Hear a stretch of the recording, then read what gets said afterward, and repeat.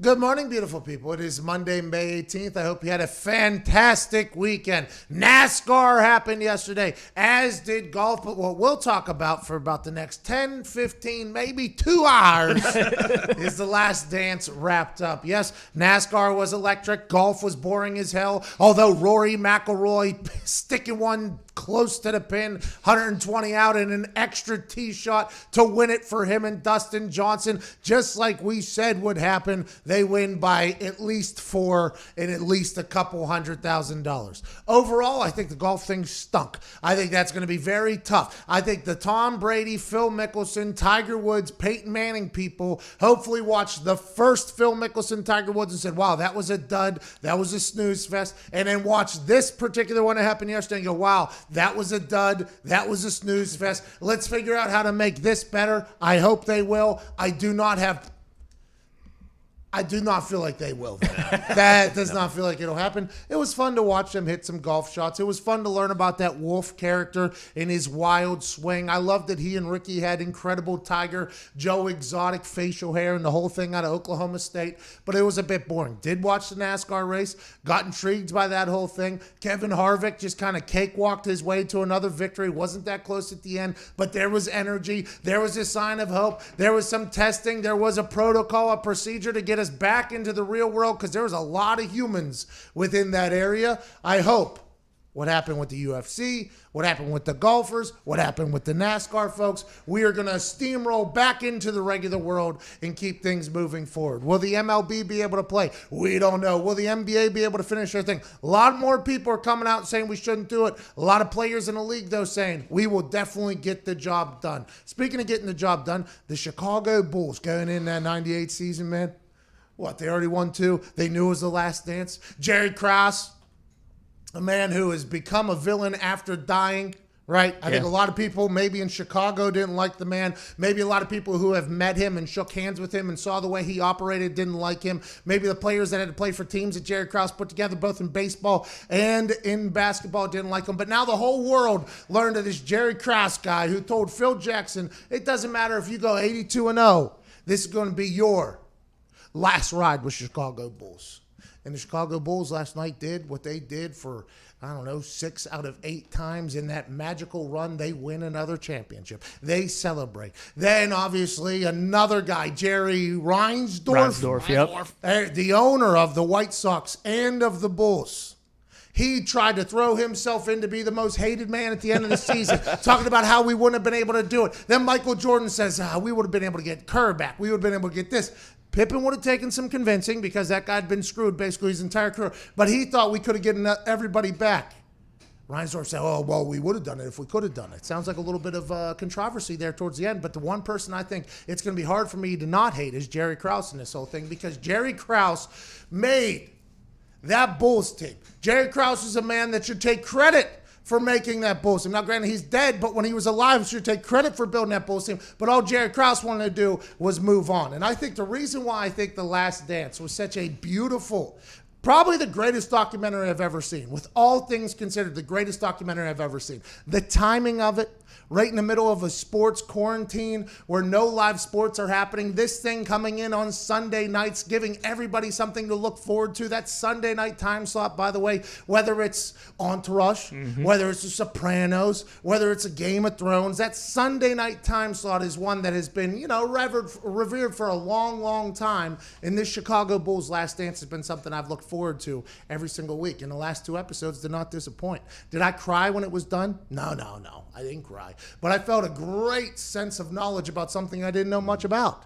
I had no idea about the legacy and legendary stories of the Chicago Bulls team. And The Last Dance had access that you just could never expect a documentary to have. Inside looks at so many things. Inside the locker room, post-game, pre-game, gambling with one of the most electric human beings of all time, John Wozniak, who had an incredible mullet, gambling on quarters in the back. Just a chance to really see everything that was happening behind the scenes for Michael Jordan and this Chicago Bulls team. And then obviously the looks inside the not the American Dream, but yes, the American Dream team that kind of exposed the sport of basketball to the rest of the world. It was amateurs for a long time. Then these dudes got involved, and we got a chance to see the behind the scenes. We got a chance to see Isaiah Thomas get kicked off of the squad because everybody hated him. Isaiah Thomas still has to live with that, but you're talking about Larry Bird and Magic and Michael and Pip and everybody basically in the history of basketball on the Dream Team, and Michael Jordan being that guy. I never understood why Michael Jordan was always talked about as being the greatest basketball player of all time.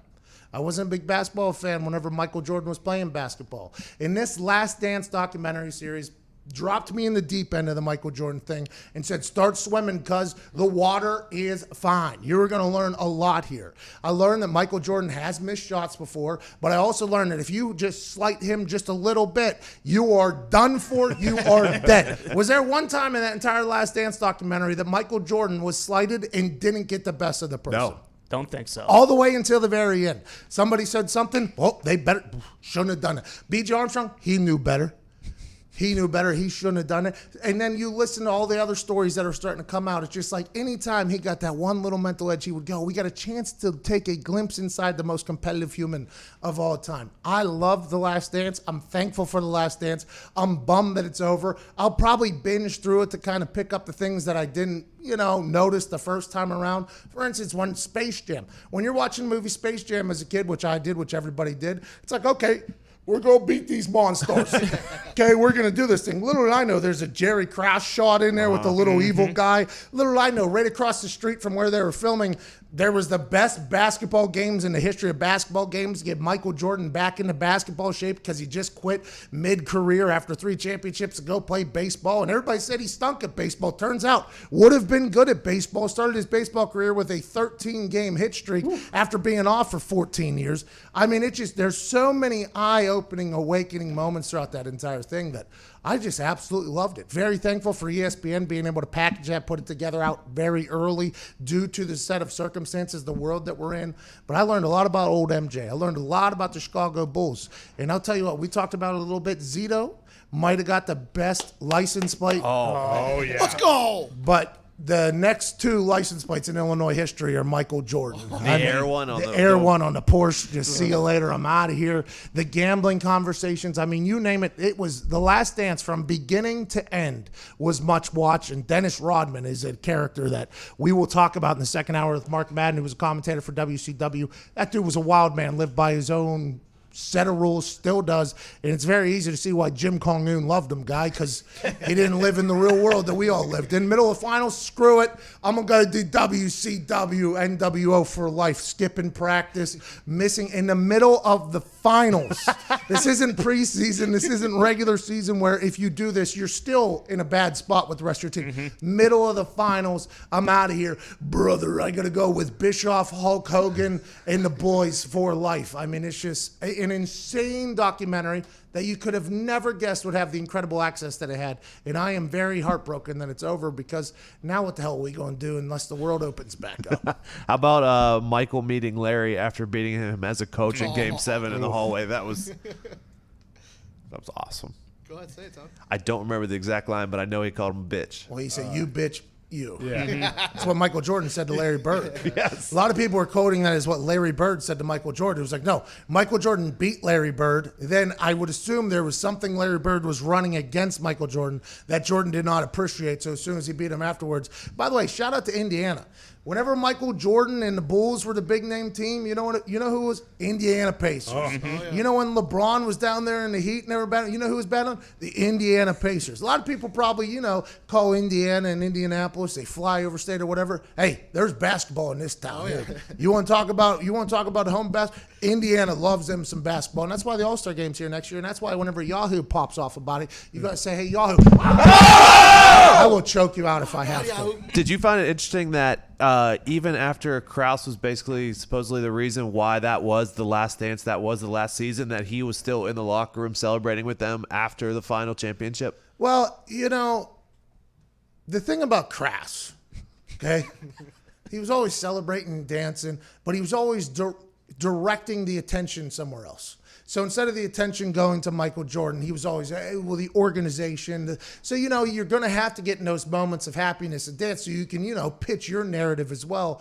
And I think it's you never leave your for show team looking for Mo team, because you might end up with no team. And the Bulls have been rebuilding ever since Jerry Krause in Reinsdorf, or whatever the hell his name was, decided to break this team up after winning 6 out of 8. Mm-hmm. And they're saying that they could go get 7 for sure. I mean, it's just the only people that are happy about that whole thing was what, the Lakers, because they got Phil Jackson? Yes. Mm-hmm. And aside from that, everything else kind of went to hell in a handbasket. And it all lies at the feet of Jerry and Jerry. And those two Jerrys are a bunch of stooge dumbasses. My big takeaway from last night was Michael needed new friends, like his circle, letting him eat that pizza after it was fishy. Didn't you say that you had teammates that would not eat in restaurants on the road for that same reason? Yeah, so the flu game is now, I always thought the hungover game. I always was under the assumption that he was hungover. Turns out it was food poisoning from a Utah pizza company that had 5 delivery people showing up at MJ's room. First of all, he has a fake name for his hotel room. Why would he be the one ordering the pizza? If there's a bunch of people in the room, why is, what's the last name of the order? Jordan. First name, Michael. Is this the Michael Jordan? No. Let me check the Chicago number. This is Michael Jordan. I just don't know how that entire thing happened. They said it was like 10:30 or something like that. Late night pizza came to the room. The fact that he had his entire team in his room, by the way, like 11 o'clock, they weren't a part of the Chicago Bulls team. Also interesting, but that's what happens when you're Michael Jordan and you're on your 6th title or whatever.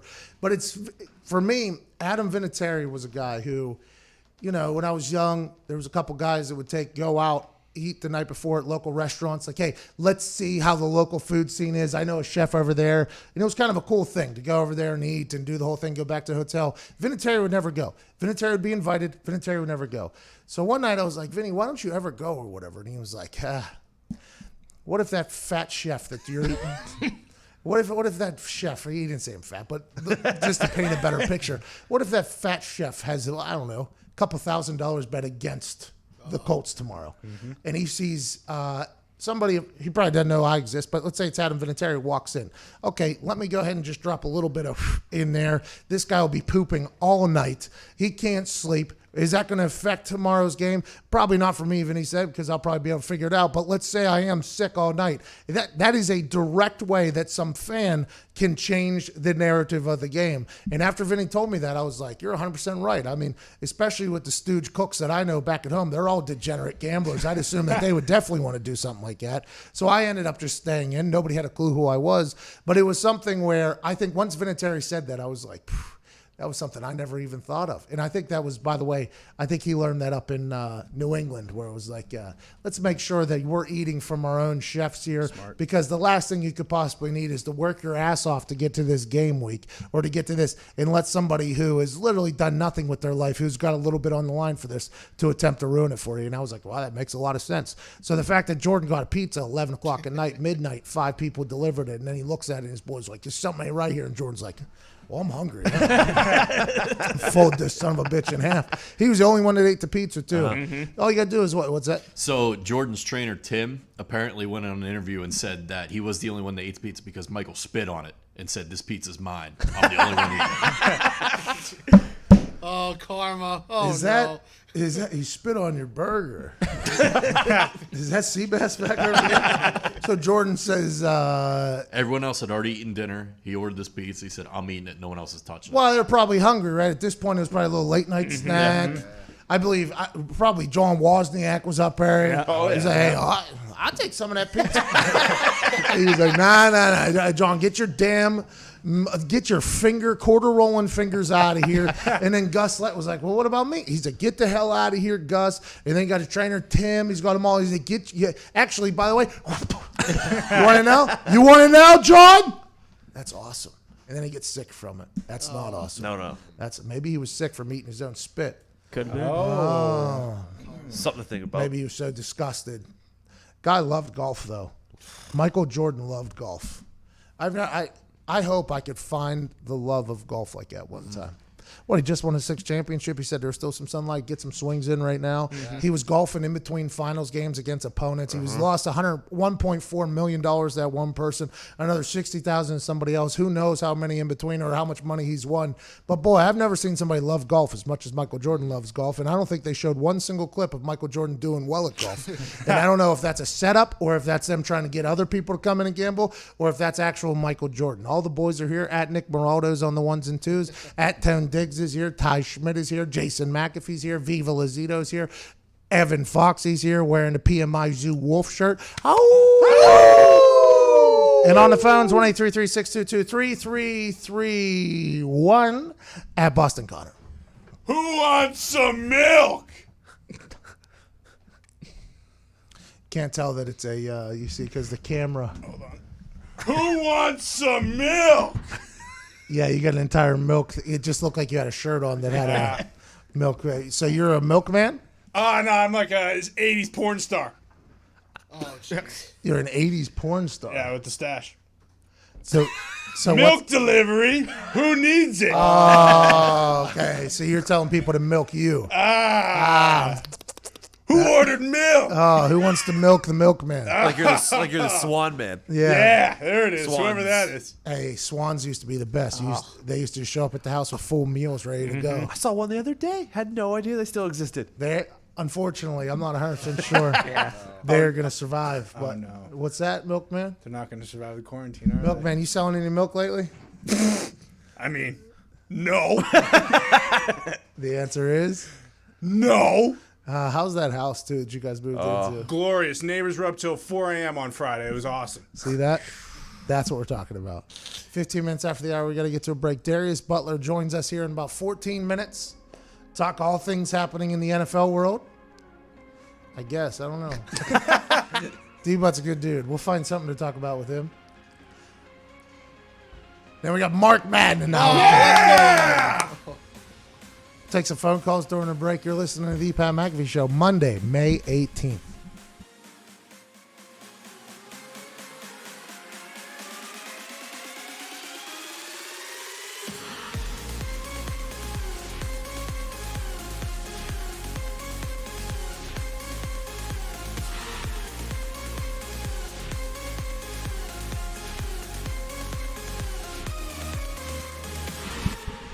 All right, here we go.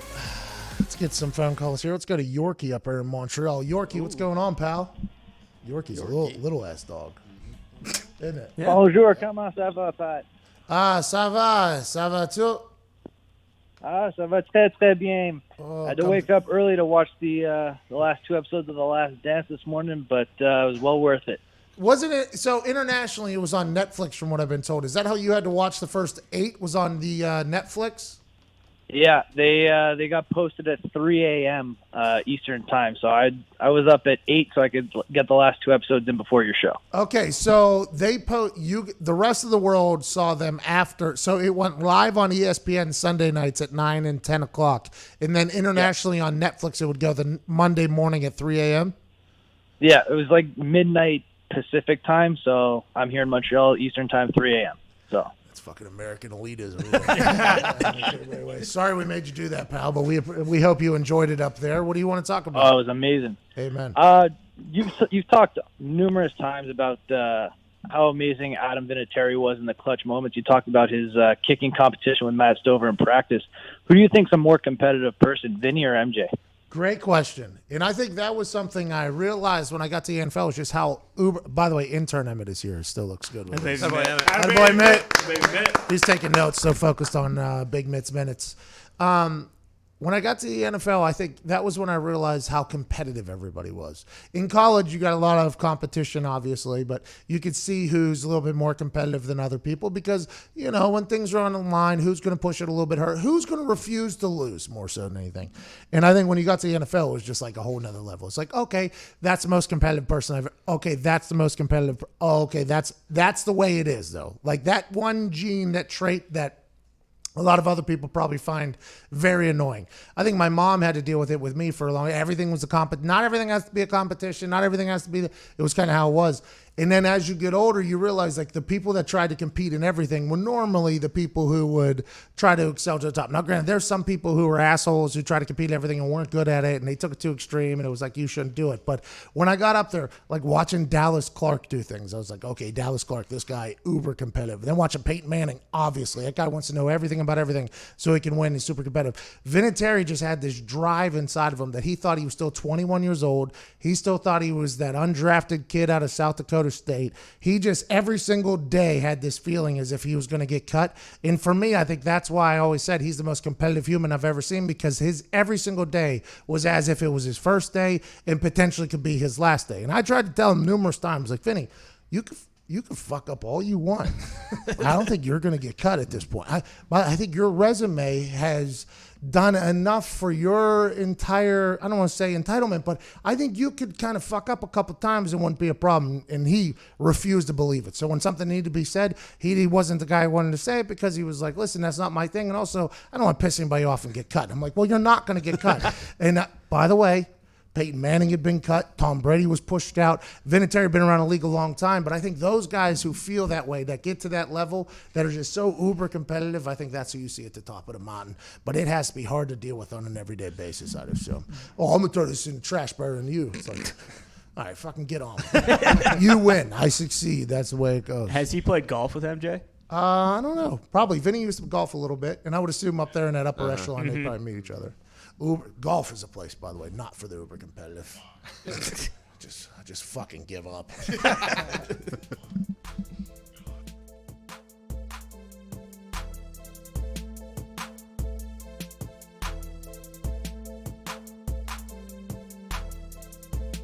Welcome back to the Pat McAfee Show. A lot of comments coming in on the YouTube comment section from Big Mitt's sweatshirt. He's wearing a Dallas Cowboys sweatshirt. What's that all about, pal? My dad was a Cowboys fan growing up. Was he really? Oh. Now the Denver Broncos know that they got a special teams coordinator who's a big Cowboys fan. Wow. No. Wow. Drama in Denver. Oh, my God. Uh-oh.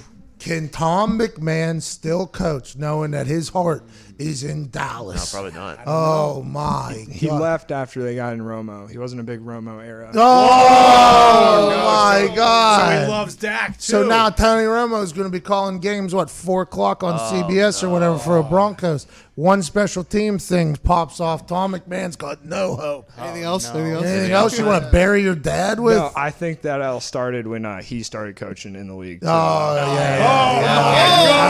Yeah. Isn't that interesting? Let's go to Richard over there in Maryland. Richard, what's up, Bob? Good morning, Pat. How you doing, bud? Not too shabby, man. How are you? I got 3 things I'd like to have your comments on. One is why haven't the Ravens shown an interest in AQ Shipley to replace that alien Yonda at center, and why didn't they show interest in Ted Ginn to help that developing quarterback and some of those young receivers? And the move of the Baltimore Colts to Indianapolis, when the emailer said file a court injunction, he left out a very important piece of information. The court injunction was going to come under the title of eminent domain. The state of Maryland and the city of Baltimore were literally and legally going to remove Mr. Irsay as the owner of the team. Okay, so Richard there from Maryland with a wealth of knowledge. Mr. Irsay was going to be removed as owner of the Colts, which is why he decided to move the team overnight in some Mayflowers, Indianapolis. To that, I say probably good move. If you want to own something and the local government is going to take you out of ownership, pack that son of a bitch up and get out of town. Stat. Okay, Mr. Irsay, thank you for that double down there. Richard, I believe that guy's name was. Richard in Maryland. Richard in Maryland. Talked about AQ Shipley getting signed to Baltimore to replace the alien Yonda. Yonda plays guard. AQ plays center. AQ, I'd assume, be able to play guard. And I'm not 100% sure if Baltimore was one of the stops that has made him offers already or not. There has been 4 teams. He will not tell us who the 4 teams are that are in conversation with him, strictly because we're on a microphone every day and doesn't want us to talk or potentially ruin his leverage with any of the other teams. Are the Cowboys one of them because they lost their son? Possibly. Is that a place? Is that where he's thinking about going? Emmett, you know anything about that? I do not. I'm not an inside reporter for the Cowboys. Oh, good enough. You just wear the shirt. If you were. Sweatshirts. The golf thing stunk this weekend. Okay, it stunk. I mean, it was. I appreciate Dustin Johnson and Rory and Ricky and Wolf for going out there and, carrying their own bag for the first time, golfing out there, putting on a show for us. But, by the way, course looked beautiful. Oh, my God, yeah. The shots out to the ocean made me really want to get out of Indiana. Then you realize not allowed to, literally locked down. I mean, it was one of those things where it was perfect for nap. It was a perfect nap situation. It was a snooze fest. Wasn't a lot of excitement. They would put a shot in there, like a foot and a half, and there was no reaction. They would just go straight to their bag and move. They were trying to be as professional. They were trying to cover it as if there was a fan base there that would have reacted for the shots. And I think that is something that's missing. That type of energy when something good happens has to be replaced somehow when you don't have a crowd in there. And I think in Korea, they were trying to do it with sex dolls. You know what I mean? They were trying to put sex dolls in the crowd. And I'm not saying golf should do that. I'm not saying that the Tiger, Peyton Manning, Phil Mickelson, Tom Brady showdown should be littered with sex dolls in between the holes or anything. Would it make it interesting? Possibly. Yeah. But I do believe there has to be some sort of replacement for energy because there was zero energy in that entire thing. I mean, it was 4 hours of...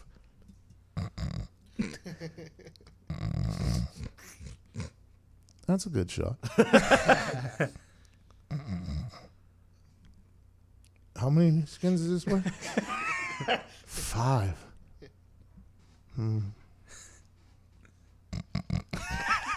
Oh, Rory hit a one. All right, attaboy. That was the entire thing.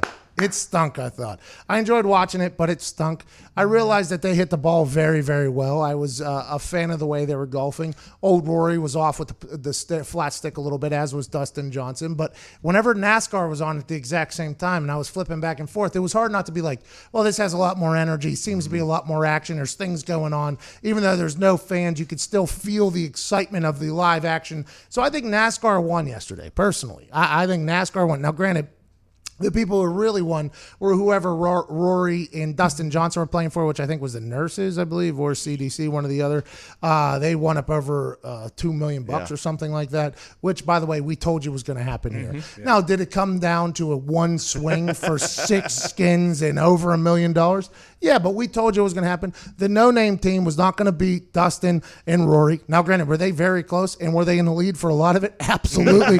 Could we have predicted that? No way. But I think in the end, we knew who was going to win, and they did win, and they did it in a boring fashion. And when it came to NASCAR, it was like, all right, it felt like some action could potentially pop off. I also didn't love that they were doing social distance interviews on golf. Like they were standing right next to each other at one point. And then the I don't want to say the grandstanding, but it is kind of like the grandstanding of like in NASCAR. They had somebody sitting in a room all by himself. He had a mask on. It's like, okay, I don't know a lot about this particular world, but I think if you're all by yourself, that computer sitting in front of you ain't going to give you the COVID-19. Not 100% sure.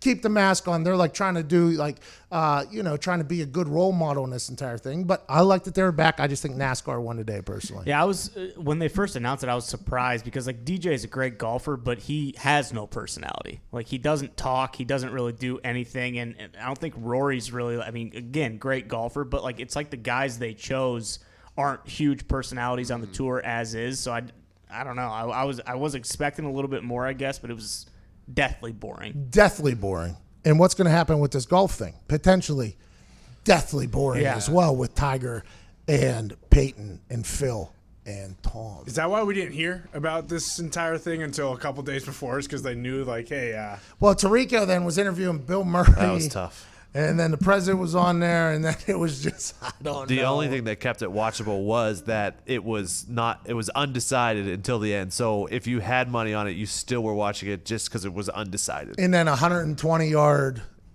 pitching wedge. Did enjoy that. Maybe they should have done that every single time. Just closest to the pin, just go to another par. Maybe should have done it on a par 3 course and just done close to the pin. That'd be sweet. I don't know, man. That would have been more enjoyable. They need to bring a little energy to this thing, though. Like the whole 2, Rory talked a little bit, but that was about it. That's kind of. He's like, I made $25 million in FedEx Cup, so I'm not really worried about this right now. He said that. Well, Matthew Wolff was, I believe, trying to say something. And he said, and Rory said, "Hey, I've won $25 million in FedEx. Like this money right here is not going to get on. Like, it's not going to." But then at the end, Rory, by the way, was getting interviewed, and he was like, it kind of hit me. I would assume there was some little pushback from the people being like, "Hey, Rory, You can't say that. Ease it up, pal. this is for charity. Let's remember that." Because by the end, Rory did an interview where he was like, you start thinking about how this money could go to a lot of things. You start putting a little bit of pressure. He said that like second to last hole or whatever. So I would assume the interview, I was already asleep, I guess, by the time that happened. But the interview that you're talking about probably forced the interview that I had. But I like the NASCAR race. I don't fully understand it. I don't fully get it. Our guy KY allegedly qualified in 4th. But then he failed 2 inspections. They put him in the back of the pack. Yeah. And at Darlington, you ain't going to make it from the back of the pack because it's white-knuckle driving from beginning to the end. 293 laps. They went 400 miles.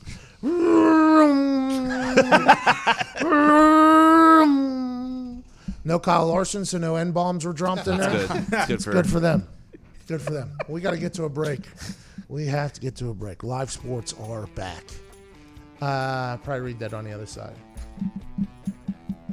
It does feel as if, though, we're close. Oh, yeah. Edging. We are in there. Getting there. UFC, they're still beating the hell out of each other. Guy had blood just showering from his face. Landed one. And then the preliminary fights are beating that living dog grumpy out of each other. So this is good. We got fighting, we got golf, we got racing, we got soccer, we got sex dolls watching baseball in Korea. Yeah, all the sports we care about. Here we go. Let's gobble, gobble, gobble, gobble, gobble, gobble, gobble. Anybody win on gambling this weekend? Nope. No. I did. Good for you. NASCAR? Rory Dustin. Oh, yeah. Literally the only bet. I said I was going to take everything in this office and bet it. You did. He did say that. That was a lot. Good for you. Let's go. Yeah, I did. Yeah, I'm not scared to only bet on things that I know are locks. That was a lock. That was. Speaking of a lock, I'm about to doo-doo my pants. We'll be back in 5 minutes with Darius Butler. You're listening to the McAfee Show.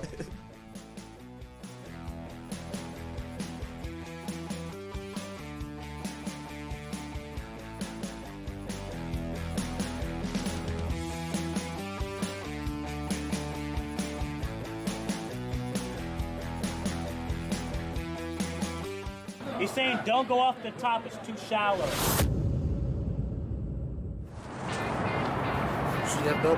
All you're going to hear this stadium do is they put the big paw up, they start shaking it, they go, whoa.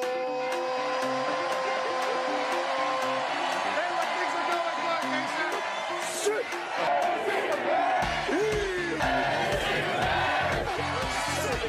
Yeah, he loves the defensive side of the ball. He said yesterday to me that this is a blue-collar team. They win it on special teams. They have 5 block kicks this season. The defensive side of the ball, Lynch leads the Big 12 in sacks. But also on the offensive side, Denzel Mims is an absolute animal. He is a weapon. Charlie Brewer, the quarterback from Lake Travis. His dad was a quarterback in Texas. Yeah. His grandpa was a quarterback in Texas. And the people here in Waco just so happen to get a chance to see Charlie Brewer on a daily basis. Okay. Hey.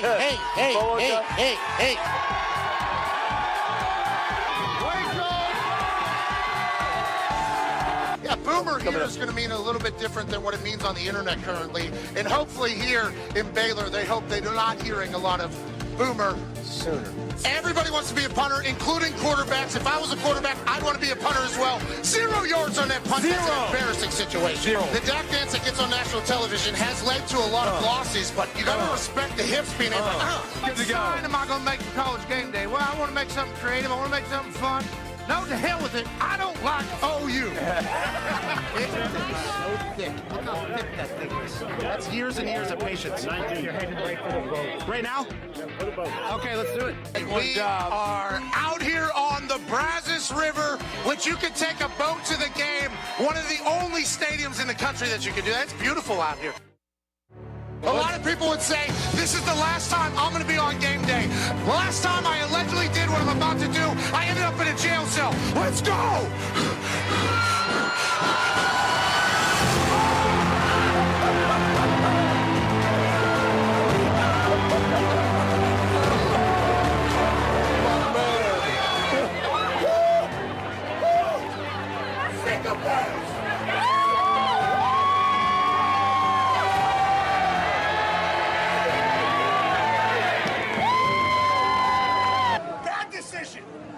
Bad decision. The poop kickers are getting way down there. It's a lot higher than I thought. You look like Ric Flair.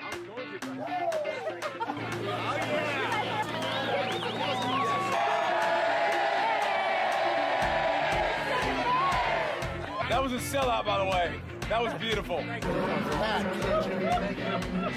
have any other shirts? Yeah, hold on. You need to go get changed before you get sick. Great work, Russia. I'm actually not that cold. Hey, I went for it. My chest hurts.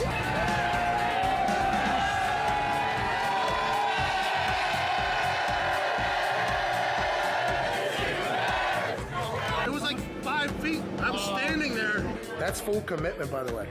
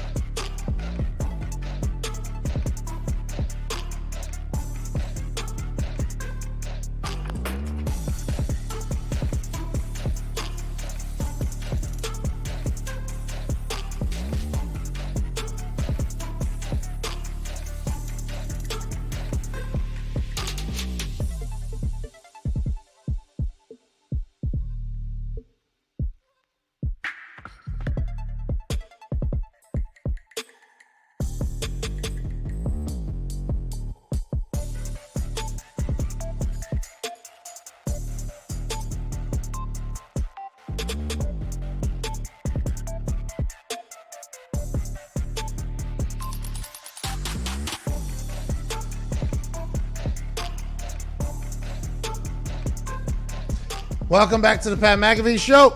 It is Monday, May 18th. Joining us now is a man who was drafted by the Patriots, then played for the Colts. Not only a stud corner, but also a stud nickel and safety. The host of Everything DB, ladies and gentlemen, Darius Butler. The crowd is crazy. Y'all pumping in crowd noise over there, man? No, we got the boys. Incredible sleeveless hoodie you got. I didn't know you had merch over there. Yeah, man, I got a little something. Not quite like you. I got a little something, though. I like it. I like what you're doing. What's up, man? By the way, the Butler Fit fam? No, it's Butler Fit. Butler Fit. That's his entire family. They just flex on Instagram. It is might be the most in shape family that America has. I'm gonna say it. Especially coming out of this quarantine, we're trying to get our age right now. Hey, there's a lot. I mean, I'm doing a lot of body weight stuff. You know what I mean? But the guns looking big. Guns looking swole. But I'm eating. You see. I see you, cuzzy. Oh, yeah, getting kind of. What's up, though, man? Let's move on. Michael Jordan, LeBron James has been a conversation that has been in locker rooms, barbershops, you name it, for its entire eternity here since LeBron has become a person.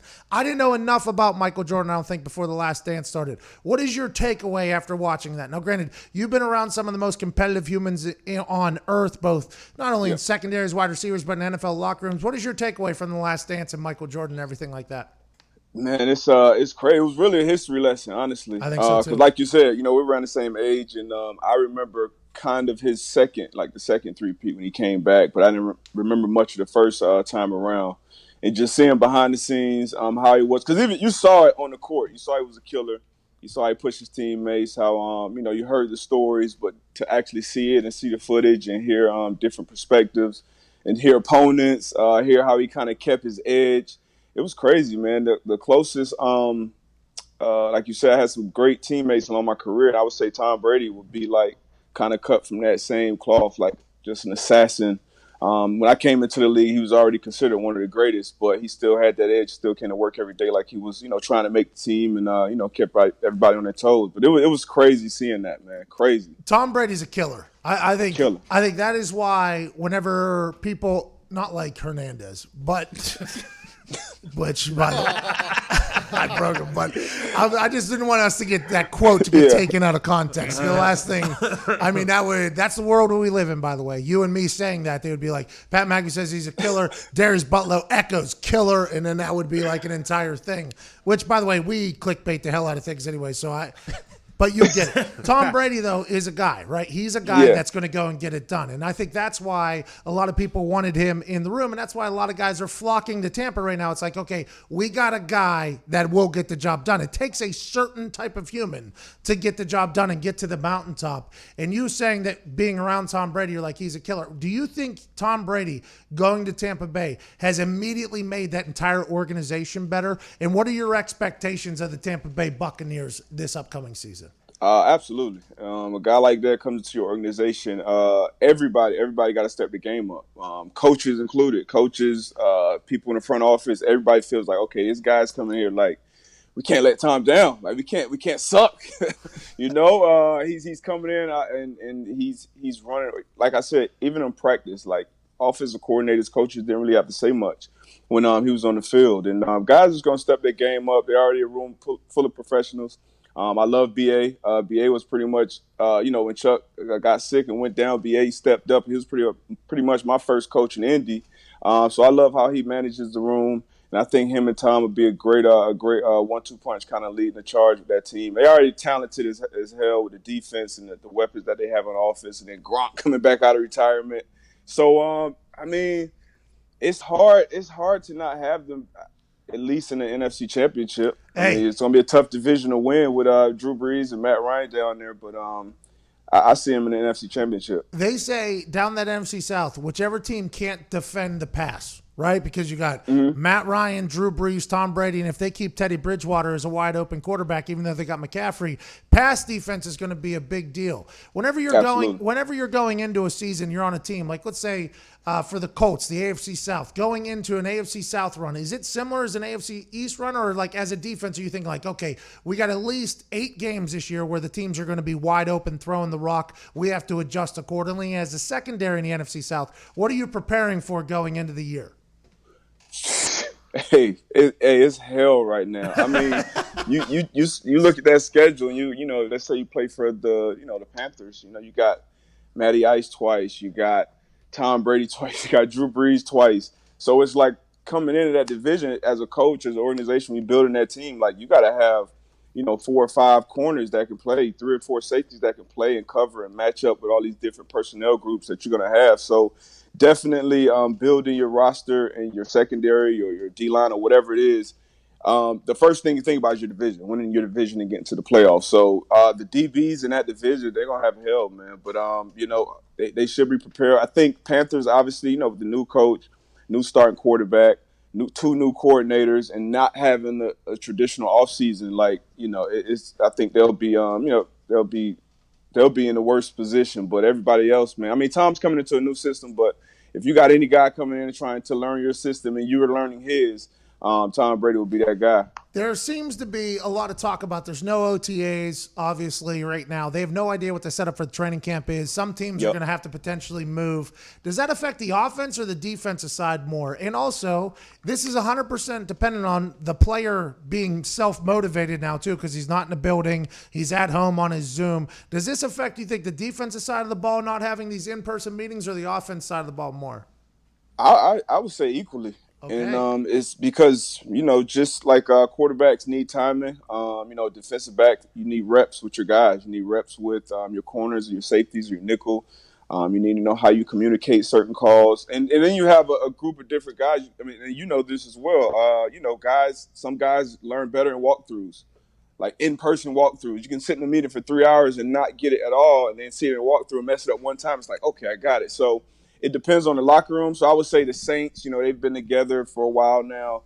The Falcons kind of been together for a while now, so they're kind of have the lead in that charge. But I think it affects everybody equally, and it's really going to be the guys who have that who have the more pros and more continuity within the groups that'll be better coming out of this. I talked about how after my rookie year was finished, that going after the Super Bowl, after we lose the Super Bowl to Drew Brees and his dumb baby, hey, I remember that. Yeah. Me too. His baby's sorry, bro. Anyways, so that day after, that was the first time in my life I had off time. First time in my life I had off time. I had like 2-3 months, and I had money for the first time in my life. And everybody says going into that Super Bowl week, whenever you're eating, they're like, hey, let's focus on the game. And then it was the first time I thought, like, man, what am I going to do next week? Like, what am I going to do next week? And I did everything that I thought I would ever want to do. I mean, I went on a world tour, basically. I went and saw a couple of the, what are those things called? The world's most wonders. Wonders of the world. I saw a couple wonders of the world. I was in parties in Miami. I was in parties in California, New York. And if the season didn't come back, I think I would have been broke. But I lived, you know what I mean, for the first time. And once you start, and I got in trouble ultimately when I came back to my second year. But a lot of the times when you see people get in trouble in the NFL, it's when there's no structure, right? It's in the off season. That's the first time after my rookie season there I ever had off time with money, with everybody's like, hey, we'll see you in 3 months. It's like, all right, I'll see you in 3 months. Right now, there seems to be an up spike in guys getting in trouble. I mean, in Indiana, 4-4 Bulldog, our guy just got in trouble in Indiana. Oh, man, I saw that. Yeah, he got in trouble. You're talking about at the beginning of this thing, our other guy, Quan, got in some trouble. And then there was obviously down in Miramar County, there's some guys getting in trouble. Then in D.C., there's guys getting in trouble. It feels as if we're in a spot right now where a lot of players who don't have the structure of the OTAs or around their teammates, they're back in their neighborhoods or they're doing whatever they need to do, that they continue, I don't know, maybe put themselves in bad positions. Do you think a couple guys getting in trouble will wake up everybody else? Or do you think this is something that we're going to have to monitor here and teams are like, hey, we got to figure out how to keep our guys going forward?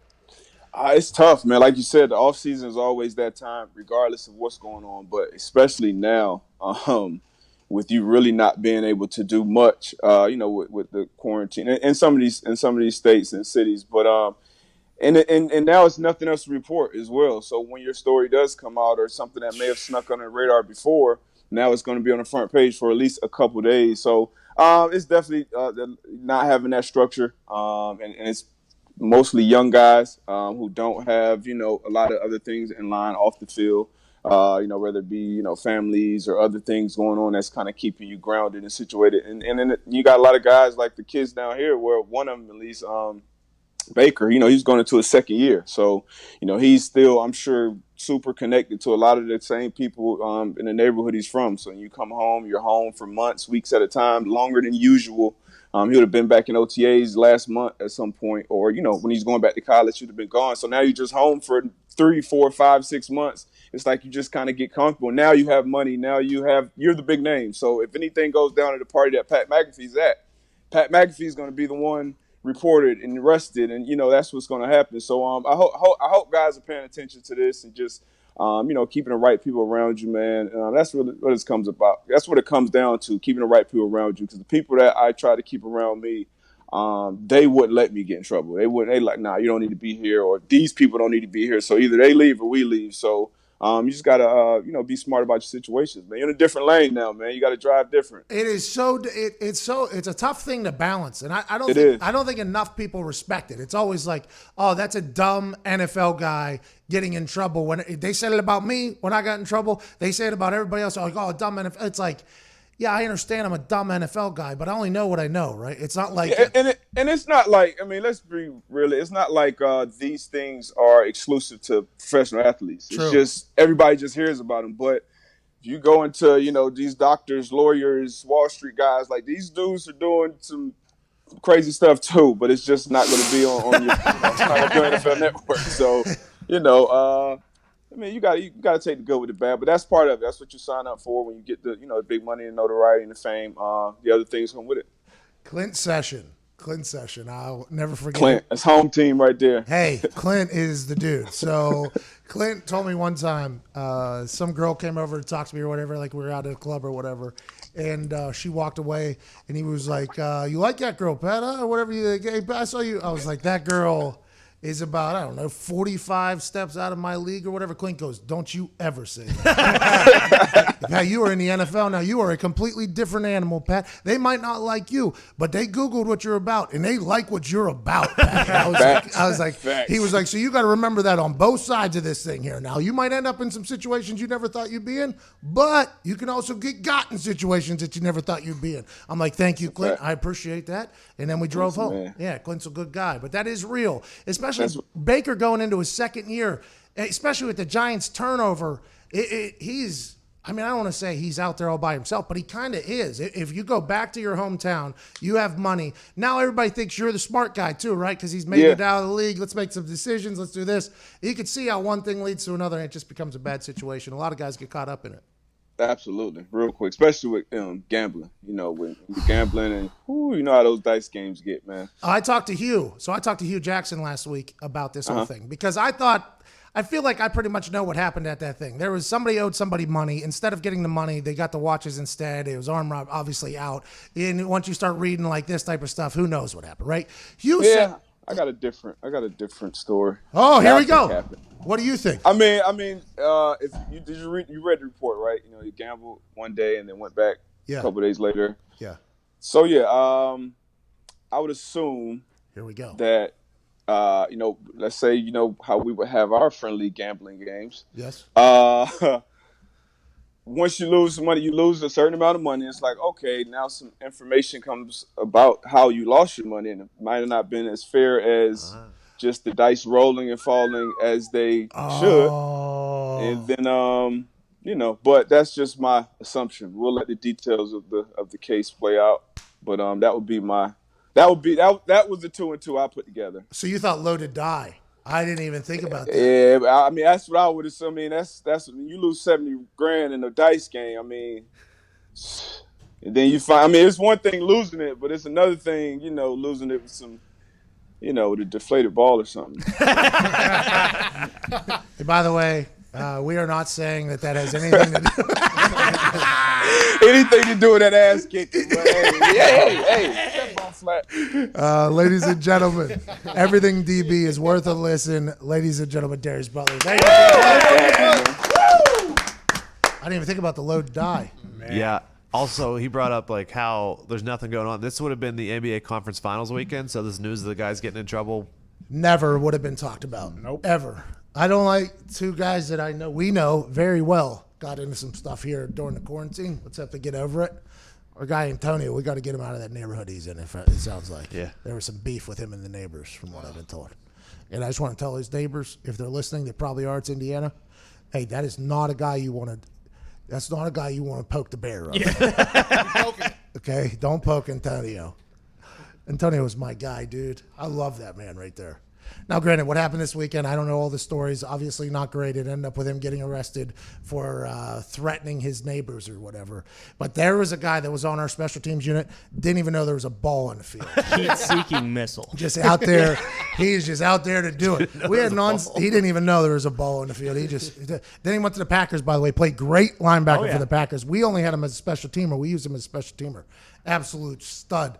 But that was one man who I remember thinking, like, okay, this guy right here is a killer. All right, here is a guy who I am happy he's on our side.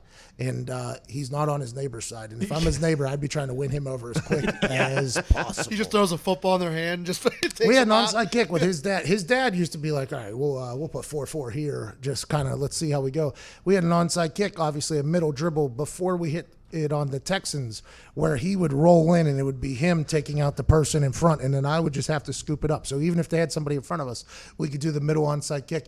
Every single kickoff, once that thing was put in, he would just look at me and go, "I'll kill him, you get it." I'm like, "Well, I'm not calling it, Tony." He's like, "I got it if you need it." I'm like, "All right, I'll let him know." I go over to Tom. I'm like, "Hey, Tone's saying if we want to hit that onside kick, he'll kill the guy and I'll go get it." And Tom's like, "Go tell Chuck that." So then I go down to Chuck. I'm like, "Chuck, hey, 4-4 said he'll go kill the guy, kick it, get it." He's like, "Pat, it's a tie game right now. We cannot do that." I'm like, "All right, you go tell that guy that thing." And nobody wanted to tell him. I would have to tell him, "Oh, next time, we'll get it next time." Then next time, he would remember that I said next time. He's like, "I got the guy this time." And I'm like, well, for like 3 weeks there, we had to take it out of the playbook, by the way, because I was like, somebody needs to answer him and tell him why we're not doing it. And I'm getting sick of doing it. I love that man. When I saw him get in trouble, I was not happy. Like these back in Indiana, though. Yeah. Maybe we could take care of that whole thing. How about that lady on the Last Dance from Indiana showing Hoosier Hospitality, telling them to go, the blonde-headed lady, just classic Karen out there screaming and losing her mind. Apparently an owner of some car dealerships around here. So they own car dealerships around here? That's what I am seeing on Twitter, but you never know how true that is. Plural. Well, normally we just take Twitter for 100%, Yeah. whatever it is. I guess that lady is a part of the Ed Martin car dealership Correct. here down in town. And by the way, you want that person as your home fan right there. Oh, yeah. The seats that she was in, though, very expensive. Oh, God. Not too bad. Pacers and Utah, good showing last night for crowd. Oh, yeah. Utah tried to kill a guy with a pizza. And then Indiana was just absolute savage. By the way, Utah, I think they still have quite an MO for being a bit reckless. Yeah, Russell Westbrook does not love Utah. All right, hour one wrapping up. We got Mark Madden in hour two. We'll take some calls during the break. This is the Pat McAfee Show.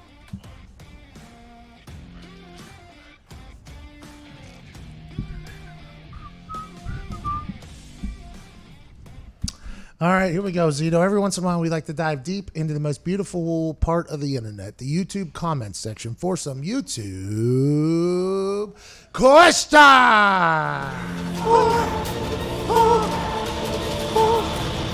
YouTube question. Go ahead, Z. What do we got, pal? This is a pretty simple one, but I don't know. You can probably figure it out here. What would you rather party with, Jordan or Rodman? I'd rather party with Jordan, personally. Strictly because I feel like I've potentially already partied with Rodman. Right? I've seen how those parties go. Yeah. I think I've already seen how those parties go. I think with Jordan, you're at least telling a story. Well, I guess saying you partied with Rodman is also something that you would like to talk about. How about Carmen Electra? She made another appearance last night in the party in the room. How about Michael Jordan's celebration, by the way, at the piano with all the media in there, though? I didn't fully understand that. Who was he partying with? He was partying with himself, with the media. I didn't fully, I guess that's a completely different world that Michael Jordan's living in, but there were so many cameras and stuff on him while he's playing. It was like, who was he actually celebrating with? I'm not 100% sure. Yeah, I thought it was the guys for the documentary pretty much. And then obviously you had all the other media in there, but I assumed that it was like the guys that he had hired for the documentary. Yeah, it feels like Jordan has had to live in his own different world. If you go back a couple episodes, he was sitting on the couch inside his hotel room, and he was basically like, I'm done with this. Like people ask him or have told him, you know whenever you'll be done with this whole thing. Yeah, he's kind of done with it. He rolled up a cigar or whatever. But him on the piano, this is that Zen Buddhism shit. Just stay in the moment, enjoy the moment. I like that, by the way, because everybody that I enjoy are people that enjoy the current moment that we're in. Him with his music on when he was dancing and everybody was tired or whatever, he had no idea. The fact that the original headsets, by the way, had the wire coming out up, unless he was wearing those upside down, the Stooges back in the day, you could have became a billionaire back in the day very easy. I mean, there were some dumb motherfuckers. It's for the AM, FM radio on there, I think. Yeah, of course it is. Of course it is. But I think I'd rather party with Jordan just because you're partying with the greatest of all time. I feel like if you're partying with Rodman, it could go 48, 72 hours, which by is the not way, what I'm about. Pretty legendary. Yeah. Would you do a Vegas with Rodman? No, I wouldn't do Vegas at all. We know that. I'm out on Vegas. 15 years ago. The question... So fresh. I feel like I have done a Rodman Vegas. How about that? Yes. That's what I'll say. I feel like I have done a Rodman Vegas already. That is why I wouldn't party with Rodman, because I feel like I have been to said types of party. I was never the main attraction at said parties, but I was always on the wing somehow, and I would walk into a place and be like, whoa, why am I here? This is wild. I've never been to an NWO party. That looked like it was a pretty good time. Too many cameras. For my liking, I'd assume. But we should just put you on that couch, to be honest with you. I know, me and Bischoff just hanging out down there. I couldn't do that. I'm not a sitter either. Like at parties, I'm a mover. I'm a mover. You wouldn't have caught me on that couch. Is it weird to think too, like the cameras for the whole documentary, how like nice the footage, very like. nice. Just like Maradona, that Maradona guy, I don't know how they get the footage that they get. Now, granted, we've been filming some stuff behind the scenes since entire thing is gone. But back in the day, I feel like those cameras had to be like so big. Who's carrying around? Who's sitting behind that piano with the goddamn thing? I don't know who's doing that. Like, is this all remastered footage? I'm for sure. It has to be shooting on remastered. film too. Yeah, definitely. Yeah. But that's why this is so incredible, because the access is next level. The storytelling was great. And there were some people tweeting like, well, Michael Jordan got to control the entire narrative of the thing. It's like, well, that's what winners do. That's what happens whenever you pay for the cameraman to follow you around and stuff like that. But I still think he showed some bad moments of himself. I still haven't found the part where he said he'd come off looking like an asshole. That's what I wondered, if that was just a complete PR spin to like... Because set the standard. Yeah, exactly. Because at no point did he come off as, I mean, like, because the teammate stuff, like you said, like that's somewhat common, isn't it? I don't know if it's common. I think that's what it was. But I think it's expected for guys like that. Casual people though might not know that. Well, casual people also think that the millionaires versus the billionaires, millionaires are wrong instead of the billionaires, which, by the way, there's no reason for them not to think that, because they've been told to think this their entire life. So, I mean, calling people a different world. What's up? Someone in the comment section said, and I looked it up, Jordan ran a 4.3 840 at UNC. I bet. It's official. Yeah, I bet. Who did that? Roy Williams? Was Roy Williams on the clock there? Roy Williams did say it. Yeah. And boy, you're running that looks like a 4.14. Daggum speed of lightning. Jordan was a freak athlete, though. I'm not going to ever say. Great suit game, too, by the way. Good suit game, the whole thing. Hour 2 begins here in 5 minutes. We've got Mark Madden joining us in 6 minutes. 5 seconds. You get it. Look at this shit. Good morning, beautiful people. It is Monday, May 18th, one day after the Last Dance finale has finished. Now, we learned a lot through the Last Dance documentary about what it takes to be great, why MJ is MJ, why Dennis Rodman is Dennis Rodman, and why Jerry Krause will always be associated with a hole of the ass. We are sad to see it go. Can't wait to binge through the entire thing, which I think it was supposed to be watched originally, the way you go from this time to this time to this time to this time. We are now in a position to do that. And I can't say thank you enough to ESPN, The Last Dance creators, and Netflix for putting that together in the most perfectly timed release of a documentary, in the greatest documentary of all time, The Last Dance, during a sports quarantine. We learned about Space Jam. We learned about all this. Sports are back. It was just a perfect thing to come in and interrupt our entire life. Speaking of our lives, the lives that are joining me, at Nick Moraldo's here playing hack music in and out of the commercial breaks. At Tone Diggs is here wearing a sweater. Ty Schmidt's here. Jason McAfee's here. Viva Lazito's here. Evan Foxy's here. And on the phones, 1-833-622-3331. A porn man, the milkman, Boston Connor.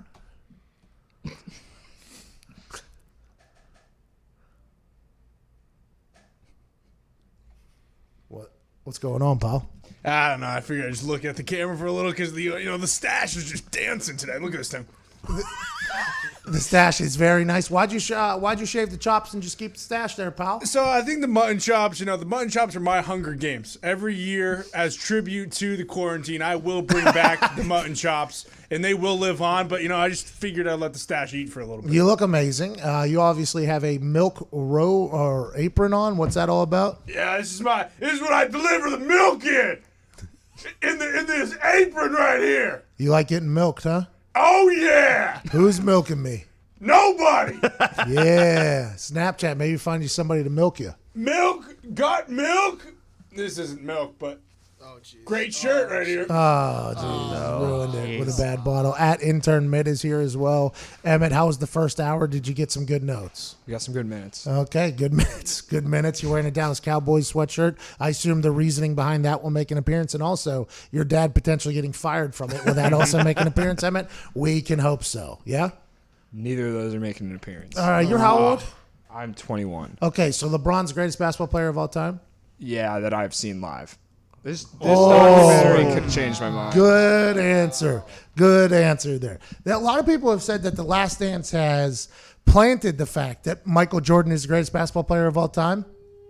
I don't know if that's accurate. I don't know if it has. For the people who feel that LeBron James is the greatest basketball player of all time, I'm not sure that The Last Dance came in, nunchucked them in the face and said, no longer believe that way. And the reason why I'm saying that is because Evan Foxy feels that LeBron James is the greatest basketball player of all time even more after watching The Last Dance. Yeah, look, Pat, I had an open mind going into it because I was ignorant. I have not seen Jordan play. He's incredible. He would be good in today's game. But all I'm going to say is I don't think I've seen any Kevin Durant's running around in the 80s. I haven't seen any Giannis Antetokounmpo's running around in the 80s. I haven't seen any Dirks even. Yeah, but what you have seen is physical defense underneath the hoop. You got to go in there with a will to lose an eyeball or two to put the ball in the basket. And that's what Michael Jordan was able to do. And let's not get crazy. Without Johnny Paxson and Steve Kerr, there's not 6 championships for old Michael Jordan. But Michael Jordan knew that his guys would be open because he attracts double and triple teams and made them better, which is exactly, by the way, what LeBron James did for a lot of his career. And everybody said he was too scared to take the final shot. He was a facilitator, not a killer like Michael Jordan or Kobe. Shows out with this. A lot of Michael Jordan footage shows him doing exactly what LeBron was getting accused of doing in a bad fashion. I don't know. I don't know if you're ever going to turn to people that are LeBron James fans. Yeah, that's what I've confirmed is like after watching this, there is no chance that Jordan fans are going to turn over to LeBron fans and LeBron fans are going to turn over to Jordan fans. There's no chance. Concur. That was a funny part last night where MJ's like, hey, Steve, if they're going to dump me, you're going to be able I'm going to be open. I'll be ready. Well, think about that moment for Steve Kerr. He's just sitting there drinking a water, has a towel over his lap. Greatest basketball player of all time is sitting 2 doors down. What do we got, 10 seconds left to win this thing? I'm just sitting here hanging out. And then all of a sudden, that guy just looks at me, calm, cool, and collected, and say, basically, this is going to be on you to win, pal. And he's Steve Kerr sitting there shooting his free throws with the perfect form, with the bounce back net. He just got punched in the eye socket a couple years before that. Now's his time to really have his Johnny Paxson moment. And all of a sudden, he can't hold back. I'll be ready. I'll be ready, Mr. Michael. And he was, by the way. Yeah. And by the way, he would be the best person to ask, LeBron or Jordan, because he played with Michael and he's played against Jordan as a coach. I'd love to know what he has to say. I would assume he's saying Michael Jordan. I is think very so. similar. I think he has to. 1,000%. Well, by the way, everybody that's played against Michael Jordan is going to say Jordan's the best of all time, so they can say they played against the best of all time. That's just It's so. and that's just Steve the Kerr's way. also beat LeBron, and I don't think Steve Kerr would ever say I would coach a team that could beat Jordan. See, but LeBron beat his team that has the best winning record in all of NBA history, but he was on the team with Jordan that had it. Wait, what is this, undisputed? Why are you turning into that hot take garbage show? I want to hear MJ LeBron. That's what people are thinking right now. Yeah. Oh, yeah. All right, let's do it. Jay-Z, Lil Wayne, or Eminem? Here we go. Well, anybody says Jay-Z just hasn't heard Lil Wayne at his best. Well, anybody says Lil Wayne or Eminem just doesn't know their history, doesn't know what Jay-Z has done for the club. Eminem was just, the reason why he was so good is because he was slim. I mean, there's something you got to think about. That's sports television right now. That's sports talk television. NASCAR went off yesterday without a hitch, I believe. They tested everybody with these laser things that they put on your forehead to see if you have a temperature or not. If you're too hot, get the hell out. If you're within temperature, come in here. Make sure you wear a mask, even if you're in a room by yourself. Might be overkill, but we're going to look good when we grandstand here because we don't need anybody saying we didn't do it right and taking us off the air. Then you talk about the golf match that happened. Absolute snooze fest. The Last Dance saved Sunday for me, and in The Last Dance, one moment that happened had everybody open their eyes. Dennis Rodman skipped practice during the finals to go do ratchet things with the NWO. Ladies and gentlemen, joining us now, one of the commentators for WCW, Pittsburgh legend, Mark Madden. Yeah, Mark! Yeah, Mark! Hi, guys. How we doing? Are you all by yourself in your house right now? Well, I don't want to give my cat coronavirus. You look like the guy from NASCAR yesterday that was sitting in a room all by himself with the mask on. Didn't make any sense to me, but I like that you're precautious over there. Which is to say, like a pathetic dork. The mask when you're alone thing, I don't get either. But you mentioned The Last Dance having a wrestling angle last night. It was awesome. I wasn't yet on TV when that happened, but I was, backstage doing Internet 900 number magazine, all that kind of stuff. And the one thing that they didn't say in The Last Dance was that scuffle in Game 6 was coordinated by WCW. WCW asked Rodman and Malone to get in some kind of scuffle during the finals by way of promoting the pay-per-view match a month later. That was Hogan and Rodman against DD Me and Karl Malone. That was Bash at the Beach. It drew 1.5 million buys, which I think was WCW's all-time high to that point. And you got the free pub on network TV. That absolutely happened. How has this story not come out? Has this story come out and I just didn't know about it? I was ignorant to it, or is this something that's pretty well known, or what? I've been saying it for a couple of years now, and I reiterated it a month ago when the Jordan documentary was just getting underway. It's absolutely true. People don't want to believe that WCW could compromise the NBA Finals, but WCW absolutely did. Now, we didn't say to Carl and Dennis, hey, you've got to do this. And I certainly wasn't in on the meetings. I just know. But, hey, wouldn't it be nice if you two during the final, yada, yada, and Malone was a mark, and Rodman wanted attention and money, so they did it. There was the casual ass slap after, just like, hey, we got this done. This is insane though. This is the finals of the NBA. This is the Super Bowl for the NBA. This is the World Series, the finals, Game 6, everything on the line. Karl Malone, Dennis Rodman go, hey, we're going to handle some business within this entire thing as we move forward. That would be front page news everywhere. That would be the headline of everything in the modern world if that was to ever happen. It won't ever happen again because of that, I'd assume. Well, it would be front page news on social media, just like Rodman skipping practice to go to Nitro to hit DDP with the chair. Another part of the angle, social media would never let Rodman play today. I give Phil Jackson a lot of credit. He was the Zen master. He knew that you just leave Dennis alone, and Dennis gives 1,000,000% out on the court and always gets results. So I thought Phil Jackson handled that and Dennis Rodman perfectly. Earlier today, I tweeted what I'm telling you, that was a setup by WCW, and Eric Bischoff, the big boss back then, and my boss tweeted back, Mark, you pinky swore. That's not an exact admission, but it's pretty close. And Malone and Rodman wouldn't own up to it today. Well, Malone sure wouldn't. I don't know about Rodman. Rodman just does and says what he wants, which is why I love the guy so much. But the story I'm telling you is 100% true. Pat, people don't believe me because I'm like the pro wrestling heel in the media. I can only harken back to a few years back when I said, hey, Lev Bell tested positive for pot. He's getting a suspension. Oh, no, fat ass is lying. He made it up. He hates Le'Veon Bell. 2 months later, the suspension comes down, and everybody reports it like it's news and doesn't credit me, but that's okay. I know I'm first in the game more often than not.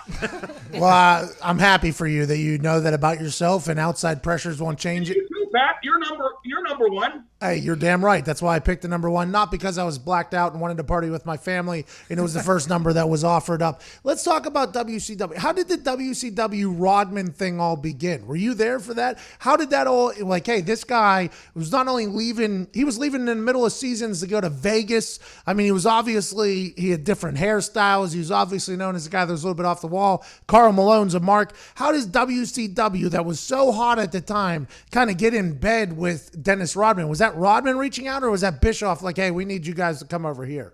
Well, that's how, because WCW was so hot, as was WWE at the time with the Monday Night War. People who are wrestling fans now don't understand that wrestling's in a real bad place. People like the 5-star matches and all that Dave Meltzer BS, but fewer eyes are on American wrestling than ever before. And yet people still seem to think it's a great product. It's not. There's nobody over in WWE besides 2 of the women, and one just got knocked up, Becky, and good for her. I mean, family comes ahead of wrestling no matter what that idiot Jim Cornette says. Jeez. And Charlotte, they're the only 2 old talents in WWE. All the men, all the women, that's it.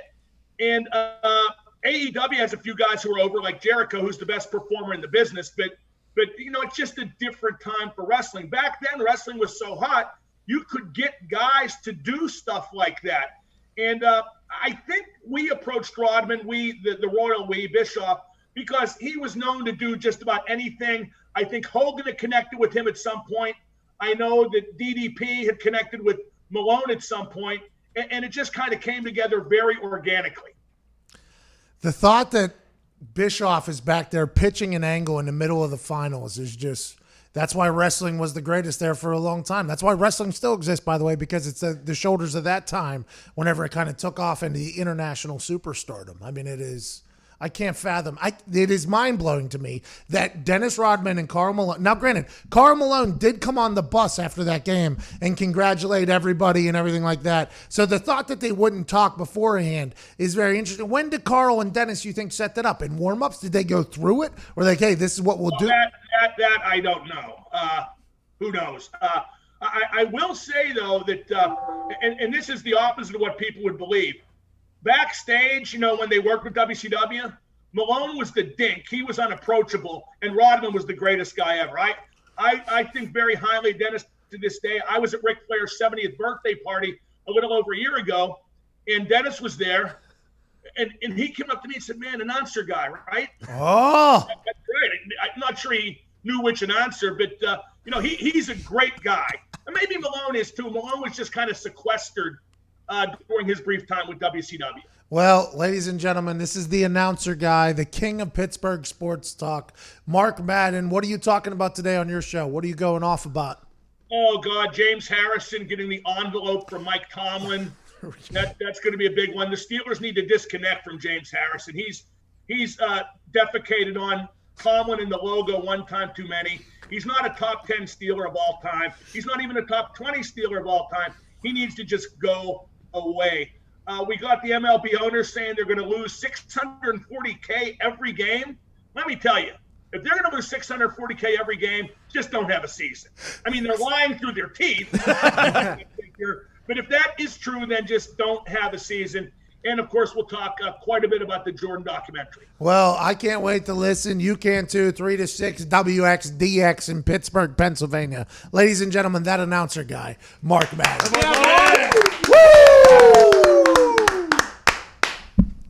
Rodman's just a different animal. Yeah. Rodman leaves in the middle of the season because he needs a vacation to Vegas. It was supposed to be for 48 hours, ends up being 72, 80-some hours. He leaves in the middle of the finals to go tape a Nitro, and he'll fight on the court during the finals because it's an angle setting up for a pay-per-view for WCW. Rodman lives by his own damn rules, and I love everything about I it. think the best part, like you could tell last night, like when he came back too, like the teammates didn't even care. Michael was just like yelling Rodzilla and stuff. Like this is what happens right now with that. Who needed that? We didn't really practice anyways. We saw you on TV, Dennis. I was gonna say, could you imagine like not knowing that he wasn't at practice, not knowing why, and then just like flipping through the channels and seeing him like hitting DDP with a chair? By the way, Mark Madden just buried DD Mita a couple times. I don't know if DDP deserved that. He's got good yoga at the time. We got to get to a break. Diggs has got to sell something too. Diggs, good luck with this read. Thank you. If you are listening to the show right now, which you are, I want you to take a second and look down. When was the last time you shaved your junk? It's been a while. Don't lie. Let's take a second to thank our sponsor, Manscaped, for holding you accountable to get rid of the funk and shave your junk. Manscaped is the only men's brand dedicated to below-the-waist grooming and hygiene. Manscaped is forever changing the grooming game with their Perfect Package 3.0 Essentials Kit, the perfect tools for your family jewels. The Perfect Package 3.0 kit comes with a new improved Lawnmower 3.0, waterproof cordless body trimmer, and a ton of other liquid formulations to round out your manscaping routine. Uh-huh. The third generation trimmer features a cutting-edge ceramic blade to prevent manscaping accidents. Millions of balls are about to be nick-free thanks to Manscaped's advanced skin-safe technology. When you purchase the new Perfect Package 3.0 kit at manscaped.com, you get the biggest bang for your buck. Subscribers get a new replacement blade refill for your lawnmower trimmer delivered to your door every 3 months, making sure your trimmer always stays fresh and clean. This is the perfect package for your perfect package. Get 20% off and free shipping with code America at manscaped.com. Do yourself a favor and always use the right tools for the job. Get 20% off and free shipping with code America at manscaped.com. That's 20% off with free shipping at manscaped.com. Use code America. Your partner, your body, and your balls will. Attaboy, Dave. Shout out to Manscaped. We got to get to a break. YouTube questions during the break at youtube.com/The Pat McAfee Show. 16 minutes after the hour, you're listening to The Pat McAfee Show.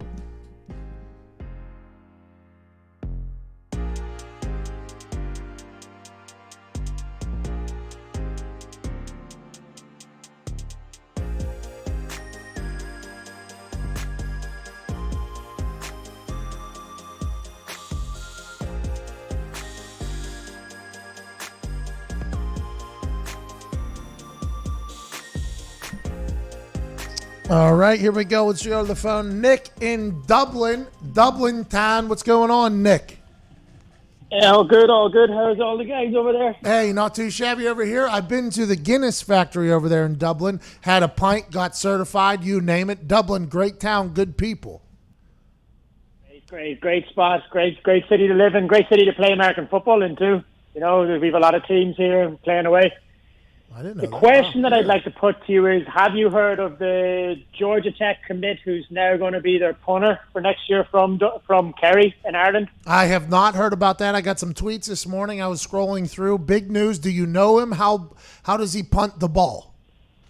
Okay, so he grew up playing a sport called Gaelic football, Irish football, which is very similar to Australian rules football. Okay. The ball is the size of a soccer ball, but it weighs the same as a basketball. It's a leather ball, so he's used to kicking heavy footballs. He made the equivalent to his state team for Gaelic football, and his team won the national championship, so he's very well equipped, and he's actually very athletic. So our sport is a cross between rugby, soccer, and basketball. It's quite expansive and quite athletic. He's 6'2", 190. Oh, big boy. And he's 19.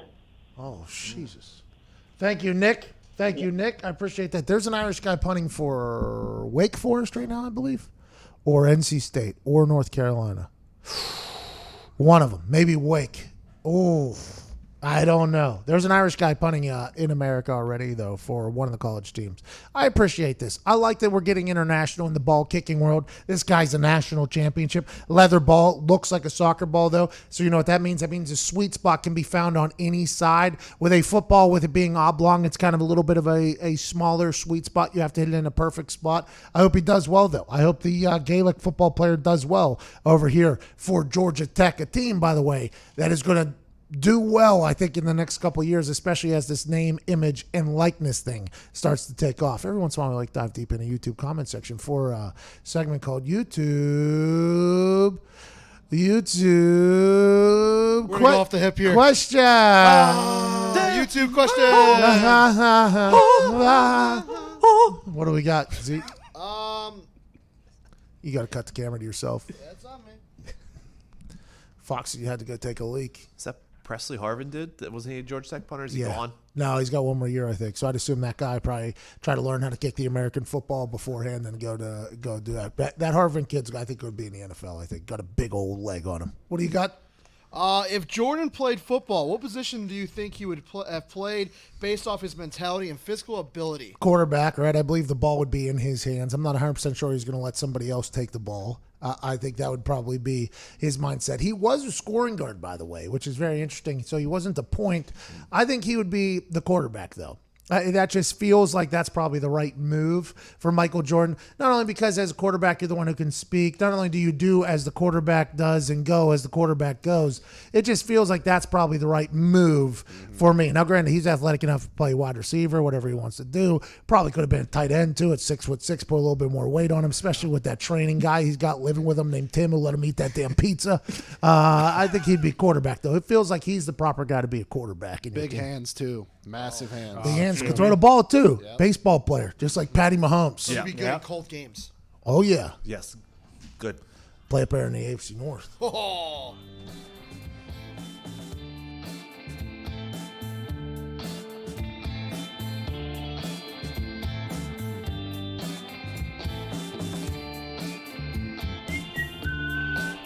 Everyone needs a great pair of wireless earbuds, and you already know Raycon earbuds start at about half the price of any other premium wireless earbud on the market. Yeah.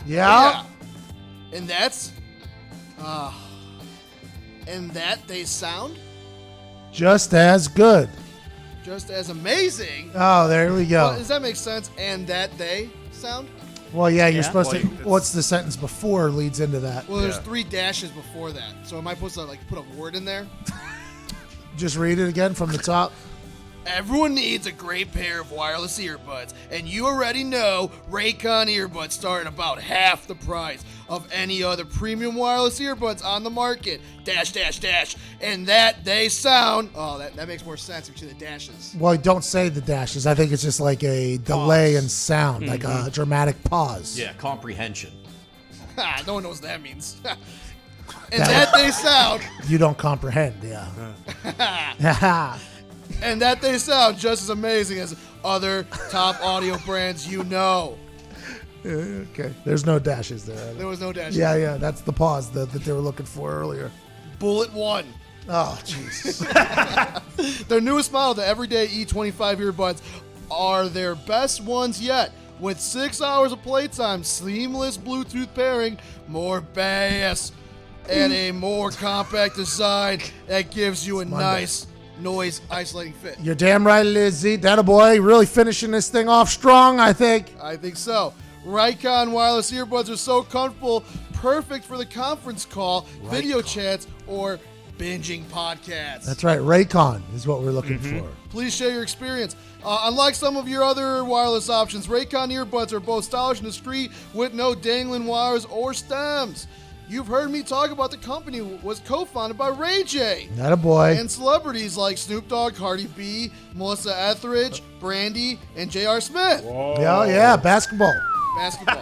Are obsessed with Raycons. Now, the time to see what the hype is all about. Call to action. I'm going to call to action real quick. Please, God. Get 50% off your order at buyraycon.com/Pat. That's buyraycon.com/Pat for 15% off Raycon wireless earbuds. Buyraycon.com/Pat. Attaboy, Those dashes, they'll get you. Your throw was even, that was a 3-minute read. It was supposed to be 45 second. Your They throw. get every dollar. You threw in you threw in the towel there at the end too. I saw you kind of barely put that thing down. I'm surprised you guys didn't throw it. Yeah, well, we did. We tried, but we didn't know the rest of the read.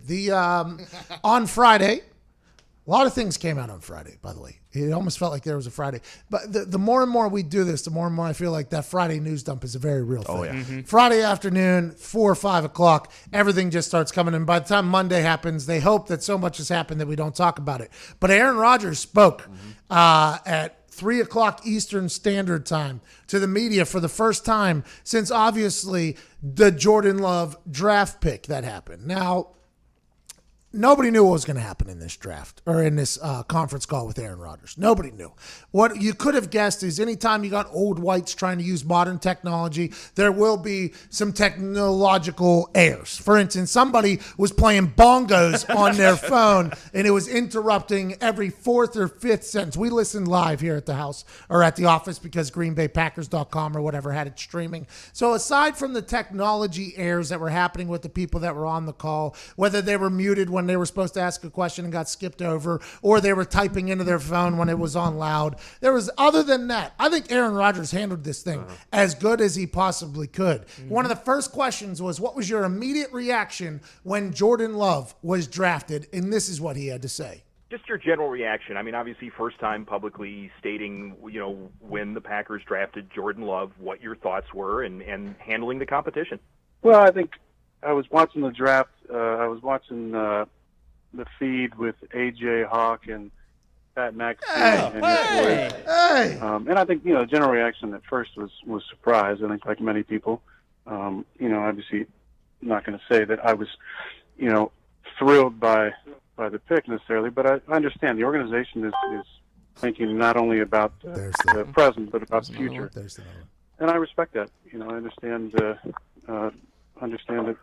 focus and their mindset, and obviously they thought that he was such a great talent that they needed to go up and get him. So, I was, like I said, generally surprised, but it's what those guys are paid to do, to put together a roster for now and for the future as well. Okay, so obviously one of the pressing issues for why Aaron Rodgers was doing said conference call was to not only talk about the season coming back, but everybody wanted to hear what Aaron was going to say about the Jordan Love draft pick. He obviously gives us a shout out. That particular sentence was left off of all of the other news. Shefty tweets out what he says, leaves out I was watching with AJ, Pat, and the boys, ESPN, CBS, you name it. Everybody left off that particular sentence. So now are we picking and choosing what we're reporting on? Interesting. Well, that seems to be pretty interesting that we're just picking and choosing what part of the quote gets to be said. But I think he handled that 100% right. It feels like he's in a position where he is past it. He's like, hey, there's nothing I can do. He said on numerous occasions that Jordan Love didn't decide this. He wasn't the one that put himself in this position. So he'll try to help out Jordan Love as much as possible. The more questions he has, the more answers I have, said Aaron Rodgers, just like he did with Flynn and Kaiser and all the other backups that he's had. I think he's in a good state of mind. And a lot of people have talked about how in there he did not promise that he would retire a Packer. And it's like, well, he had promised he'd retire a Packer. And then in this press conference, he said, if my retirement timetable is on the same timeline as the team's, then I'll retire as a Packer. But if not, it seems like I will have to go elsewhere, which is what a lot of other quarterbacks has done. He was just keeping it real 100%. And I don't think there's anything wrong with anything that Aaron Rodgers said. He played it very well. He was very open about, hey, yeah, I was surprised. I did not expect that to come. This is kind of what we got to do. We had a special team last year. He rattled off basically every one of his teammates throughout that entire thing. Aaron Rodgers seems like he's in a good place, in a good state of mind, and now he's playing for that next team. His next couple years, he's just playing so he can go have his best football somewhere else. A la Peyton Manning breaking every NFL record once he left the Colts and went to the Broncos because Andrew Luck was sitting there. Is that what Aaron Rodgers is going to do? We have no idea, but I like that conference call. As a Packers owner, how'd you feel about it, Ty? Well, like you mentioned, I think at this point you kind of just have to accept it. There's nothing that can be done. I saw a lot of people were saying, Packers fans are the only ones that can change. It's no one can change this. It is what it is. If hopefully he'll be able to finish his career out with the Packers, but they're not going to sit Jordan Love for the next 4 to 5 years. The writing's on the wall, so you kind of just have to swallow it. Aaron, has been working out more, he said, because he's been home. Yep. He said he's gotten a lot more throws in. There's a field down where he's been playing catch with people. He thinks he's in much better shape than he's ever been at this point because you got to remember, Aaron doesn't have children. He's in the middle of this quarantine, kind of locked down. He escaped Peru at the beginning of this whole thing. He's just been working out. Him and Danica, I assume, been getting after it, yoga stuff. Aaron Rodgers is going to have his best self this year. Aaron Rodgers is probably going to come back and have his best self again next year. What does that mean for the Packers and for Aaron Rodgers' future? Nobody knows. TBD. I wish I was on that call, though, because I would have said some things, that I think maybe he would have wanted to be said, but I can't speak for him because I'm not Rob Domovich or whatever. Domovsky. What's his name? Bob Domovsky. Bob Domovsky. By the way, he got a question in there. Brady Papinga didn't. Who wins? Rob Domovsky. He got 2 in. Yeah, he got 2 questions in there, didn't he? It was refreshing to see, too, that the media didn't really because anytime he does something like that, his words are always getting twisted and people are finding a way to vilify him, and it was nice to see that. Is that because of us?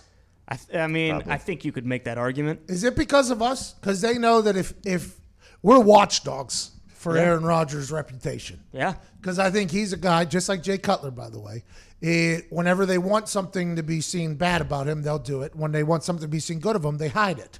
That was kind of how Jay Cutler's career was. Feels like Aaron Rodgers kind of get treated the same way, but I think he handled it like a magician because there's a lot of tough things to say there. He says one wrong thing, there's a potential blow up for the next 2 months about it. He was on there for I think 45 minutes to an hour, just answering questions, doing whatever he had to do. We did not stick around for the LaFleur interview afterwards. Had 2 now 1 out. We were thinking, did you figure out how to call a game in the second half, LaFleur? That's my first and last question. Is that going to help Love? I don't know. Is Love going to be better? You asked me.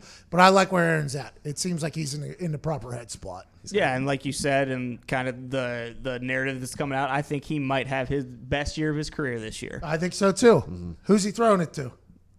Guys like me. He's got bunches and funches, too. Fun and chest anytime you put those together. Lizard guy. Okay, the Lazard. Congrats to Kevin Harvick, who won a NASCAR race.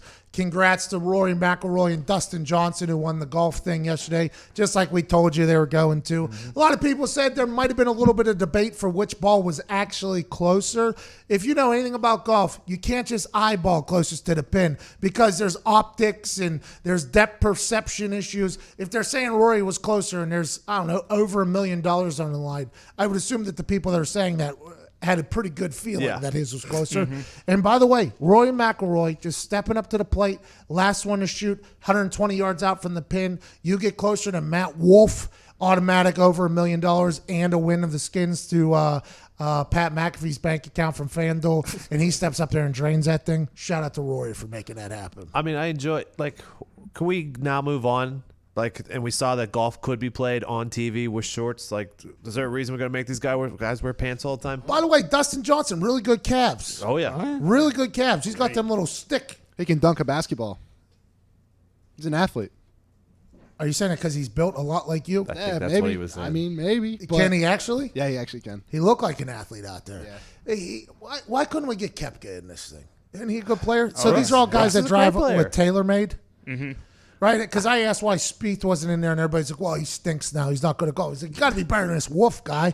And then, by the way, Wolf, pretty good player. Oh, yeah. Pretty good player. That swing. By the way, maybe I got to do that. Maybe that's why I hit a damn slice every time. I don't do the little. Get your hips through. Yeah, that's what he's doing, right? He swings the Get hips. your hips through. And then he puts that thing up straight up here and then puts it down yonder. I don't know how I feel about them. I think Oklahoma State, by the way, my least favorite college golf team after yesterday. I hate them. Really? I don't know. You think there's a chance? I woke up from a nap and they were in the lead somehow, and I was like, oh, no. Oh, no. Then all they kept talking about was Oklahoma State, how good they are. And I'm like, yeah, I get it. Ricky and this other guy, probably really good guys. And the Oklahoma State golf team, probably pretty good. But I'm staring at a lot of O's and commas right now that are potentially going the opposite direction than they should be. I never should have lost that in Dustin Johnson and Rory McIlroy coming through in the end. But, boy, the Oklahoma State golf team almost ruined my Sunday with a big old elbow to the taint of my bank account. I was doing some research because I thought that maybe, but Ricky's with Cobra, not TaylorMade. So they could have had. How's Wolf get into this thing? Because he's friends with Ricky? I assume Must so. be. Ricky probably picked him. By the way, Ricky, good friend to have there. Just bring that guy in there. Mm-hmm. Good friend to have. At the beginning of or maybe it was around, I don't know what, it was early in the broadcast. Then they were like previewing the players and stuff like that. They were like, if there was a college draft for golf, Matthew Wolff was the Zion of college golf. Yikes. And I was like, Pat's got to enjoy that. Let's go to Jake in Illinois. Oh, he just breaks numbers records on the internet with his dunks. Is that what is he just hitting so many hole-in-ones that everybody on the internet, get the hell out of here. Let's go to Jake. Jake in Illinois. What's going on, pal? Good, boys. How you doing down there? Hey, not too shabby. I watched a documentary about Rob Blagojevich. Trial by Media is on Netflix right now. He's one episode where he was trying to sell Obama's Senate seat whenever it was up. He was literally trying to get something out of it. He's sitting on gold. He said they got him wiretapped. Illinois' governors, 3 or 4 of them have all gone to jail. I mean, Illinois is running a real racket up there. Got a chance to watch it. So shout out to you for surviving in the middle of that. I appreciate it. We're not in a good spot right now. But, hey, I had a question. I was watching the UFC recently with my lady, and we were watching a couple of the female savages just rip each other's heads off. And I posed a question to her, how long could she last with one of these ladies, assuming she'd say 3 seconds, she's getting blown up. And she thinks she could go more than a round. And, Pat, when I'm saying this, I'm 6'2", 220. I don't think I could last 10 seconds. If they want to end me, I'm ended, all right? So my question to you is, how long do you think that you could last in a professional UFC fight against one of the top female athletes? You can't get in there and fight the females, by the way. Can't even think about it. Because they're going to break your arm within, 3 minutes, 4 minutes anyways? And if you win, what happens is... but the thought of, I couldn't... They have that same thing in their brain. The ladies have the same thing in their brain that we talk about with every time we talk about this. The ability to go into a cage and want to potentially kill another individual is just something that I don't have. The thought of, though, how long would you last in a UFC fight is a good one. Because it's like, how long can you scamper for? How long can you buy time? And then, because you can't just run forever, they force you to fight. Can you master the act of fake throwing a punch to try to hit while running? Can you delay long enough before getting tapped or knocked the hell out? And I'm not 100% sure I can make it through at least a minute. I'd probably get tired about a minute into that thing. They trap me somehow. But I'm going in at least trying for a knockout, because in UFC, everybody has a fighter's chance. If you listen to the people or a puncher's chance. It has a puncher's chance, it has a puncher's chance. Because all you got to do is accidentally hit the button and the person just... Now, granted, while you're taking that swing, you miss. You can get your arm broken 4 or 5 different ways, and they can counter on back of your face before you even know what you're doing. So I think I'd be able to last however long I could run while still making it look like I'm attempting to fight. And then whenever it gets close enough, I'm going as hard as I possibly can for a potential button shot, and then I know immediately after that I'm either getting tapped out or knocked out. I think probably a minute and a half I can make That's it. pretty good. I was thinking 30 seconds for me, probably. I think I could outspeed people for a little bit. I think my quickness and speed has been something that's been underrated my entire life because I'm a little bit of a spark plug build. But I think I could potentially move a little bit, and also takedown defense. You see that? Not bad. Not bad at all. They used to train with the linebackers. That's good. Mm-hmm. You got to get the hands on the shoulder pads, feet out, let it clear. So maybe I could do a little bit of sprawl out the leg defense Smart. too. You know what I mean? And then get him. McAfee! Back up! He's tapping. So maybe I win. You catch him with a knee or a leg, too. I'll be honest, your cut block defense is incredible. Thank you. I used to do it in NFL practices. I was on that side of it and this side of it. No big deal. Also, who knows if I'm going to catch somebody like Ben Askren, with a bang. I think you open with the flying knee or the flying Superman punch. Yeah, got to. Literally Literally like, got to. whoa, this guy's for real. Yeah, got to. But if you go in with the Superman punch, you see. Really opening yourself You might up. as well just draw a target right on your sniffer. You got Dark Knight cape. Yeah. With the Superman punch. That's the move. Catch one of the Is ribs. this under the assumption that you're getting in there with a guy who is your weight? Like, would you be fighting a heavyweight? Me? Yeah. I would assume I would have to fight a heavyweight, yeah. Because, technically I'm a light heavyweight. If I'm getting in there with John Jones, I don't know if I stand much of a chance. Well, John Jones will toy with you, too. Oh, yeah. I've seen John Jones grab somebody by their face and then just elbow him and then just, that's a good little boy. That's a good little boy. And then, that's a good little boy. And then he swing, and then bang. That's just what he did for 3 rounds. Oh, bang it. Could have knocked him out first round, chose not to. It was awesome. I wish I could do that. Yeah. But while he's doing that to you, you're just running the other way. Yep. Do we have another break? I think so. I never know. Harris. Voice of God says yes. Do we make it a minute and a half in a UFC fight? That's a long time. Oh, yeah. You get tired just from running. Well, yeah. Well, yeah, for sure. That's why I'm saying about a minute. Because whenever you do this, the rolling with them, they hit the blocks at like 10 seconds. That feels like 4 hours, those 10 seconds. And then the 1 minute, I don't know. Not long is the answer. Not long. Not around. Not long at all. Not a single person in here thinks there's a chance that they win a fight, which is good. No. We are self-aware enough to know that. Maybe Z, you can't really choke him out. His neck's too thick. You can't get me. Come on. That's my number one protection. Yeah, but your face would just be eating punches. I won't get tapped out, though. Yeah, you Knock won't. me out. No, well, they can tap out arm, legs, the whole thing. There was a guy that got me in like a knee bar, too. Oh, yeah. Jeez. Yeah, I was like, all right, get me out of here, bud. I got like 4 surgeries on that thing. Little maneuver. It's a bad. I enjoy what. Who was the guy whose face looked like a blood shower this weekend? I don't know the name. Darren Elkins. That was like insane. I like that they're putting on fights. There's action. NASCAR, there was action. Last Dance, there was action. Golf, they got to figure that out before next week. I hope they do. They're not going to. Not a lot of confidence. I just don't think that format works. I don't think so. I think they need something. Because when you're watching a normal golf tournament, every 8 seconds there's a shot, right? So your attention is still there. And there's energy from the shot. Yes. There's a cheer, and then let's go to the next one. The golf voices being at the, let's go to hole 6 here with no other sound or golf shots. And he hits it. Oh, it looks like it's good. It's not good. Let's see, Rory now. Oh, good shot, Rory. Let's go over to Ricky. Oh, seems like he got a hold of it.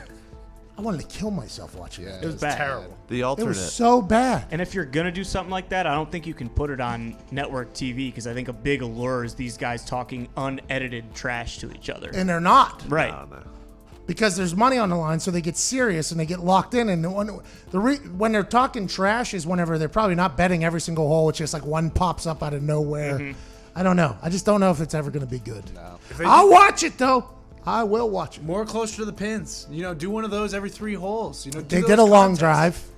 They did a long drive, which what's-his-face won.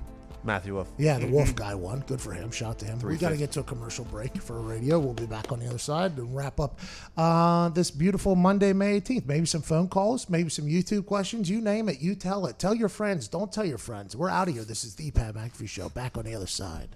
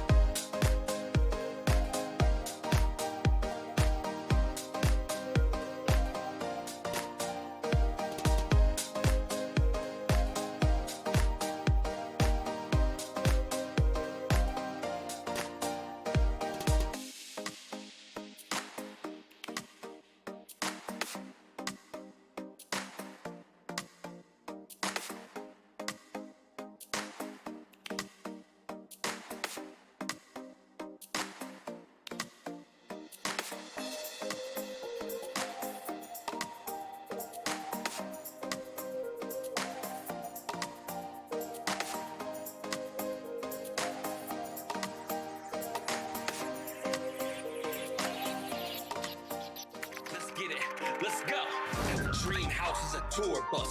Scream loud that you knew us. Deep down, I'm the new plug. You ain't about to get too dust. Pete's frown when they crew scrubs. Sweet sound from the two subs. Beats loud as a move, bruh. Lead the crowd like, ooh, what? Long hair on the big thigh. 210s, both sitting shoddy. Crack a fist, start getting rowdy. Blowing nose, looking like an Audi. It's Uncle Sam without the taxes. Crowd stands up, I keep them loud. I made this beat, you hear it smacking? Who is 30? Hand me a nap. You probably wasn't expecting this. What? Expected this? God damn it!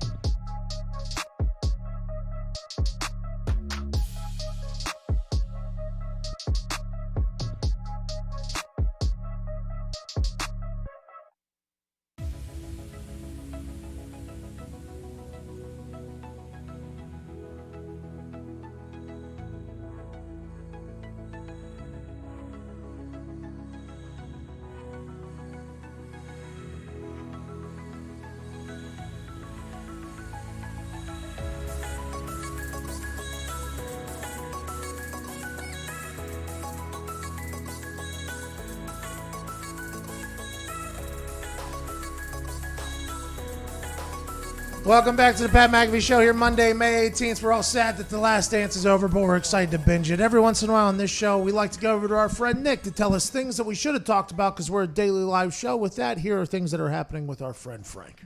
Thanks, Pat. After the return of the Bundesliga this weekend, the Premier League clubs have unanimously agreed to resume training this week. There we go. Bundesliga opening the door for the Premier League.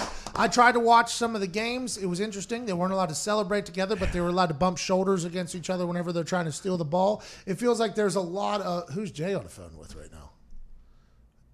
now? Actually, our soccer correspondent. Who's that? Gump. Oh, really? You calling him with, what, a minute and a half left in the show? We'll put him through. Yeah, put him through. I tried to watch the game. It was kind of interesting, kind of weird. Didn't know anything about him, but I liked that there was live sports back. I think that's a sport, by the way, that the crowd helps a lot. I agree. The crowd helps a lot. Like NASCAR, didn't think the crowd was needed because the crowd is needed. UFC, I don't think the crowd has been needed because the sounds of the punches are good. Golf, I think, needs a crowd because it brings a little bit of electricity. And I thought soccer needed a crowd. To talk to us, our Canadian friend, Gumpy. Gumpy, how'd you feel about this weekend with the Bundesliga and now the Premier League's getting back into it? Borussia Dortmund was absolutely flying on Saturday morning, Pat. You're damn right. You're damn right. I bet on Dortmund. A little side action. Zito told me to. Did you think that the Bundesliga, now obviously the Premier League's coming in, but did you feel the way I did that fans are needed for soccer to be interesting, worth a watch? Yeah, it was kind of weird. Wolfsburg scored a late winner, and the players actually all celebrated and jumped on each other. Got in trouble for that, but it was a bit different, as in UFC is pretty good without fans, I find. NASCAR also good without fans. I enjoyed it because the action's coming from there. I believe just like college football, the crowd is a big deal because the crowd carries the environment, carries the energy. In the NFL, you don't have necessarily the crowd to carry it through. That's why I think the NFL would do a lot better if there was to be no crowd than college football would. But I think soccer is something that needs it. What is the Premier League saying now that the Bundesliga, were they the guinea pig for everybody in the soccer world? Yeah, Premier League's heading back for training. We got Bayer Leverkusen today, minus 130, I believe, against Werder Bremen. That's worth a look. Who are we betting on? Bayer Leverkusen, good squad in the Bundesliga. Bayer Leverkusen. Okay, hey, Gumpy, anything else that we should lock in? We'll have more picks. There's Bundesliga on Friday and Thursday, I believe. All right, Bayer Leverkusen, minus 130 is our lock of the day. Our Canadian friend. Thank you, Gumpy. Have a good one, boys. All right, we stay safe up there. Nick, anything else that happened that we should know about? 100,000 crew members are stranded aboard cruise ships around the world, allegedly, according to an article in the Miami Herald. Hundreds of thousands of workers are still aboard cruise ships, unable to disembark due to worries of COVID-19. They're no longer receiving pay, and many reports of hunger strikes and suicides. Okay, so everybody knew that the cruise ships were told to unload, basically, whenever this whole thing happened. Now, I didn't know that the employees were staying on the ships. I would assume that's because the cruise lines thought this would be a week, maybe 2 weeks. We got to keep our boats prepared. Now we're 2 months into this thing. They don't have any money to pay anybody. And now the states, I would assume, or the countries where they're from, are not allowing them back in because the boats could have been contaminated with COVID-19. They're like a Tom Hanks in Terminal type situation on those boats. You got hunger strikes. You got suicides. That's a sad part to be a part of out there in a cruise ship. Let's go T's and P's for all those people. Maybe they'll have to let them off if they strike enough. How much food do those things carry? Like, how much longer can they afford to do this? Zito was a director of morale on a cruise line for at least one off season. Zito, how many people are on there? How much food is on there? And are they potentially in a problem where they're going to run out? Employee-wise, I don't know the actual number, but like you can imagine all the rooms they have there. There's enough food for like 5 times the amount of people. Like they're always so it's a lot of food. Okay. By the way, how long can you have that cruise buffet though? And that's probably why they were upset. There's a flavor ton in Carnival Cruise Line now, so there'll be some good fries and burgers. Well, as long as Guy Fieri's involved, I don't see why anybody else could be upset. T's and P's to everybody on that ship. Not sure if you can listen to this if they got internet or not. Hopefully this thing's coming to an end as soon as possible. Retailer JCPenney files for Chapter 11. No! Penny! Jay, not the pennies, bro. Come on. Been around for 118 years. It gets worse. An American institution. Anything else you want to say? They've employed 10 million people. Anything else you want to say, Nick, to make us feel terrible on this Monday, May 18th? The good news is we don't know which stores they're going to close yet. Oh, okay. All these stores, Ross, TJ Maxx, all these stores that don't have a big online infrastructure, from what I've been told, are in a bad spot. JCPenney's is an American institution. I appreciate everything they've done for me and my family over the years. But it does feel as if this is one particular line of stores and companies that unfortunately may not survive the quarantine. By the way, this quarantine's a pain in the ass, dude. The amount of jobs and stores, everything's going to have to repivot. It's a refresh on everything, a reset on everything. And hopefully on the other side of this, we have at least 1 or 2 JCPenney so we can go get the good deals. Do you know who the founder's name is? Of JCPenney? Yeah. Jackson Christ. No, James Cash Penny. That's a great name. Great name. Great name. Jimmy Cash. By the way, 118-year run is not easy to do. Shout out to Jimmy Cash and all their employees for looking out for, middle-class families all over the country. I hope this doesn't kill him. Who, Jimmy Cash? Yeah. He's Jimmy Cash is dead. Very, very dead. Yeah. JC's already seen the other JC at this Oh, point. good for him. Maybe. I don't know. It depends on how much they've been ripping people off. I don't know. Remember JCPenney used to have food in there too when they brought in the cafe. Oh yeah. Oh yeah. Hot dogs, popcorn, nachos, and cheese. You used to be able to walk around. First day school washed by gosh. Penny knew. Let alone the layaway, the process that they had. JCPenney was an American institution portraits. for a long time. Yeah, it was. T's and P's to JCPenney. Jimmy Cash already died, so. Yeah. Rest in peace to him as well. Let's get all the cruise ships back. Let's get all the people off the damn boats. No more cruise ship buffets for you guys. Hopefully the 19 is done. Shout out to Mark Madden. Big thanks to Darius Butler. Loaded dice potentially being a problem for why guys lost 70 grand in a gambling thing in a cookout and brought guns. You can see why they'd be upset. Can't wait to hear those stories unfold. The Last Dance was magical. Emmett will hit the minutes as soon as we get off the air on radio here. If you're on radio, we'll see you tomorrow morning. Same Pat time, same Pat channel. This has been the Pat McAfee Show. All right. YouTube exclusive. Mullet Mitts Minutes, Monday, May 18th. Remember, the way this goes is we don't like interns here. We took an intern. Emmett has been a fantastic intern. Great. Not only does he take out the trash and things of that nature, he also recounts and recaps everything we spoke about during the shows so that we can remember them going forward. The only caveat to this is as soon as he gets something wrong because he's screwing us, he gets cut off and the show ends. So ladies and gentlemen, Mullet Mitts Minutes, intern Emmett McMahon. We started off today talking about McElroy and Johnson defeating Flower and Wolf. Kind of a dud. Hoping Brady, Manning, Tiger, and Phil can pull it all together. I mean, the first fucking sentence. Are you shitting me? Flower and Flower? Wolf. Marc-Andre Fleury was out there swinging. Flower and Wolf. He's scanning the notes now to see where he went wrong and doesn't seem to be realizing where he went wrong. Johnson and McElroy defeated Flower and Wolf. Damn it, Mitt! What bit of now it's starting to set in. That was the first sentence, though. Like, what do we do? I don't know, because I feel like we're a pretty fair place. Is this the one time we say, you know, in honor of golf, give him a mulligan? Do you know where you went wrong? Bingo. In honor of golf, for the good of the game, you get a mulligan from the top. Well said. He doesn't know where he went wrong. Now I'm psyching myself out. No, go ahead. Go ahead. Come on, dude. Come on, Mitt. Here you go, Mitt. Come on, Mitt. Here you go, Mitt. Here you go, Mitt. Come on now, Mitt. Come Let's on. go, Mitt. Here we go, pal. Okay, let's see. McElroy won. Good job. There you go. Kept the house up. Kept the house up. There you go. There we go. Pat didn't lose his bet. There we go. Smart. Okay. There you go. Smart. Yeah. The last Fowler, dance, by the way. Ricky Fowler. Fowler. Flower and Wolf. You get it? It makes sense now. See, it's spelled right. I don't know. I just that was a bad one. Brain fart. All right. Last Monday. Last Dance is the greatest documentary of all time. Bingo. Jerry Krause creating a beautiful dynasty and couldn't wait to destroy it. Might as well be the most hated man in America now. RP John Wozniak. Dream Team included everyone in the history of basketball minus Isaiah Thomas. Bingo. Never speak to Jordan unless you want him to demolish your soul. Jordan would have been good at baseball. Jordan filming Space Jam to get back into playing shape and to make fun of Jerry Krause. Yep, he Indiana is a great basketball state. Oh, yeah. That has been completely derailed by great dynasties. Flu game, Jordan actually was not hungover and was possibly just spitting on sabotaged pizza.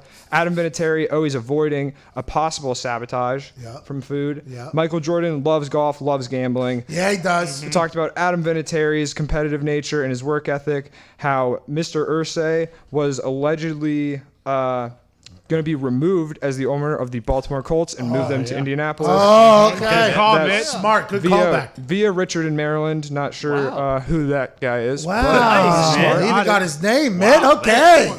Yeah, we had golf this weekend. It was perfect to watch while napping. Yes, it was. We had some NASCAR this weekend, too. Kind of better than I was expecting it, but Oh, is this opinion? there you Oh, go. it's opinions. It's opinions. We had Darius Butler on. Yeah. We talked about Butler Fit could be the most fit family on Instagram. They are. Jeez. They are, yeah, Talked we about did. The Last Dance. We talked about Tom Brady is a killer, not literally, but always gets the job done. Bingo. Is he Because who carrying was that to Tampa? who was the actual killer? Aaron Hernandez. Whoa. Man. Well, facts. Slow not down. opinion. It is true. That is No, true. he was a killer. Mets facts. He was a bad guy. But let's go. See that. Talked about NFC South secondaries preparing for their high-level quarterbacks they're going to be facing. Bingo. We talked about how no offseason team activities are going to be affecting the offensive and defensive chemistry equally. Both sides. We talked about Pat's post-Super Bowl bender after his rookie year. We talked about recent NFL arrests, lack of structure for the first time when you come into the league. Attaboy, man. Talked Here we about go. keeping the right people around, gambling getting messy. Antonio Morrison's altercation with his neighbor. Back to The Last Dance. We got Hoosier hospitality. Yeah. Who would you rather party with, Jordan or Rodman? Answer, Jordan. Yeah. Pat has felt like he's already partied with Rodman. Yeah.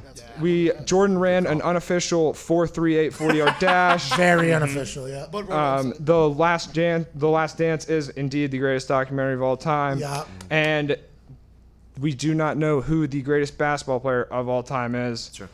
That's just going to keep on coming.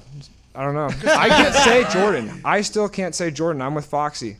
Oh, so you're saying LeBron James, best player of all time, Emmett? Is he the best basketball player of all time, or did he have the greatest career of all time? I see now these are starting to. Wow. Hey, you're saying, like, what are we talking about here? I don't know. What are we talking about? I like this. What goes into the qualifications of a GOAT? That will never be established. Mark Madden came on. We talked about Rodman's. I don't remember that. I don't think we did. We didn't either. talk about the qualifications of a GOAT, I did don't we? remember.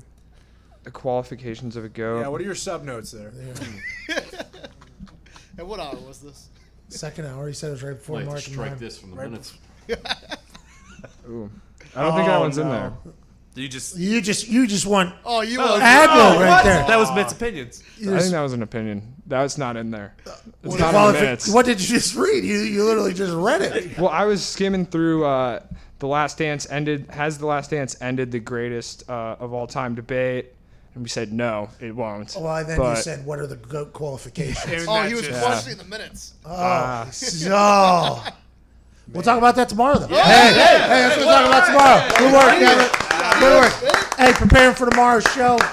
We'll be back in 1 hour with McAfee and Hawk Sports Talk from myself, Mullet Mitt, Nick, Diggs, Ty, Jason, Zito, Foxy, Boston Connor, who's currently updating Mitt's heirs to a whopping 13. Yeah, I mean, not a bad run, though. We gave him the flower one. He still doesn't know he got wrong. I would have added 3 more, but I only gave him a half. But I mean, poor performance. Thank you so much on this Monday, May 18th. I'm about to go shit my pants again. This is the Pat McAfee Show.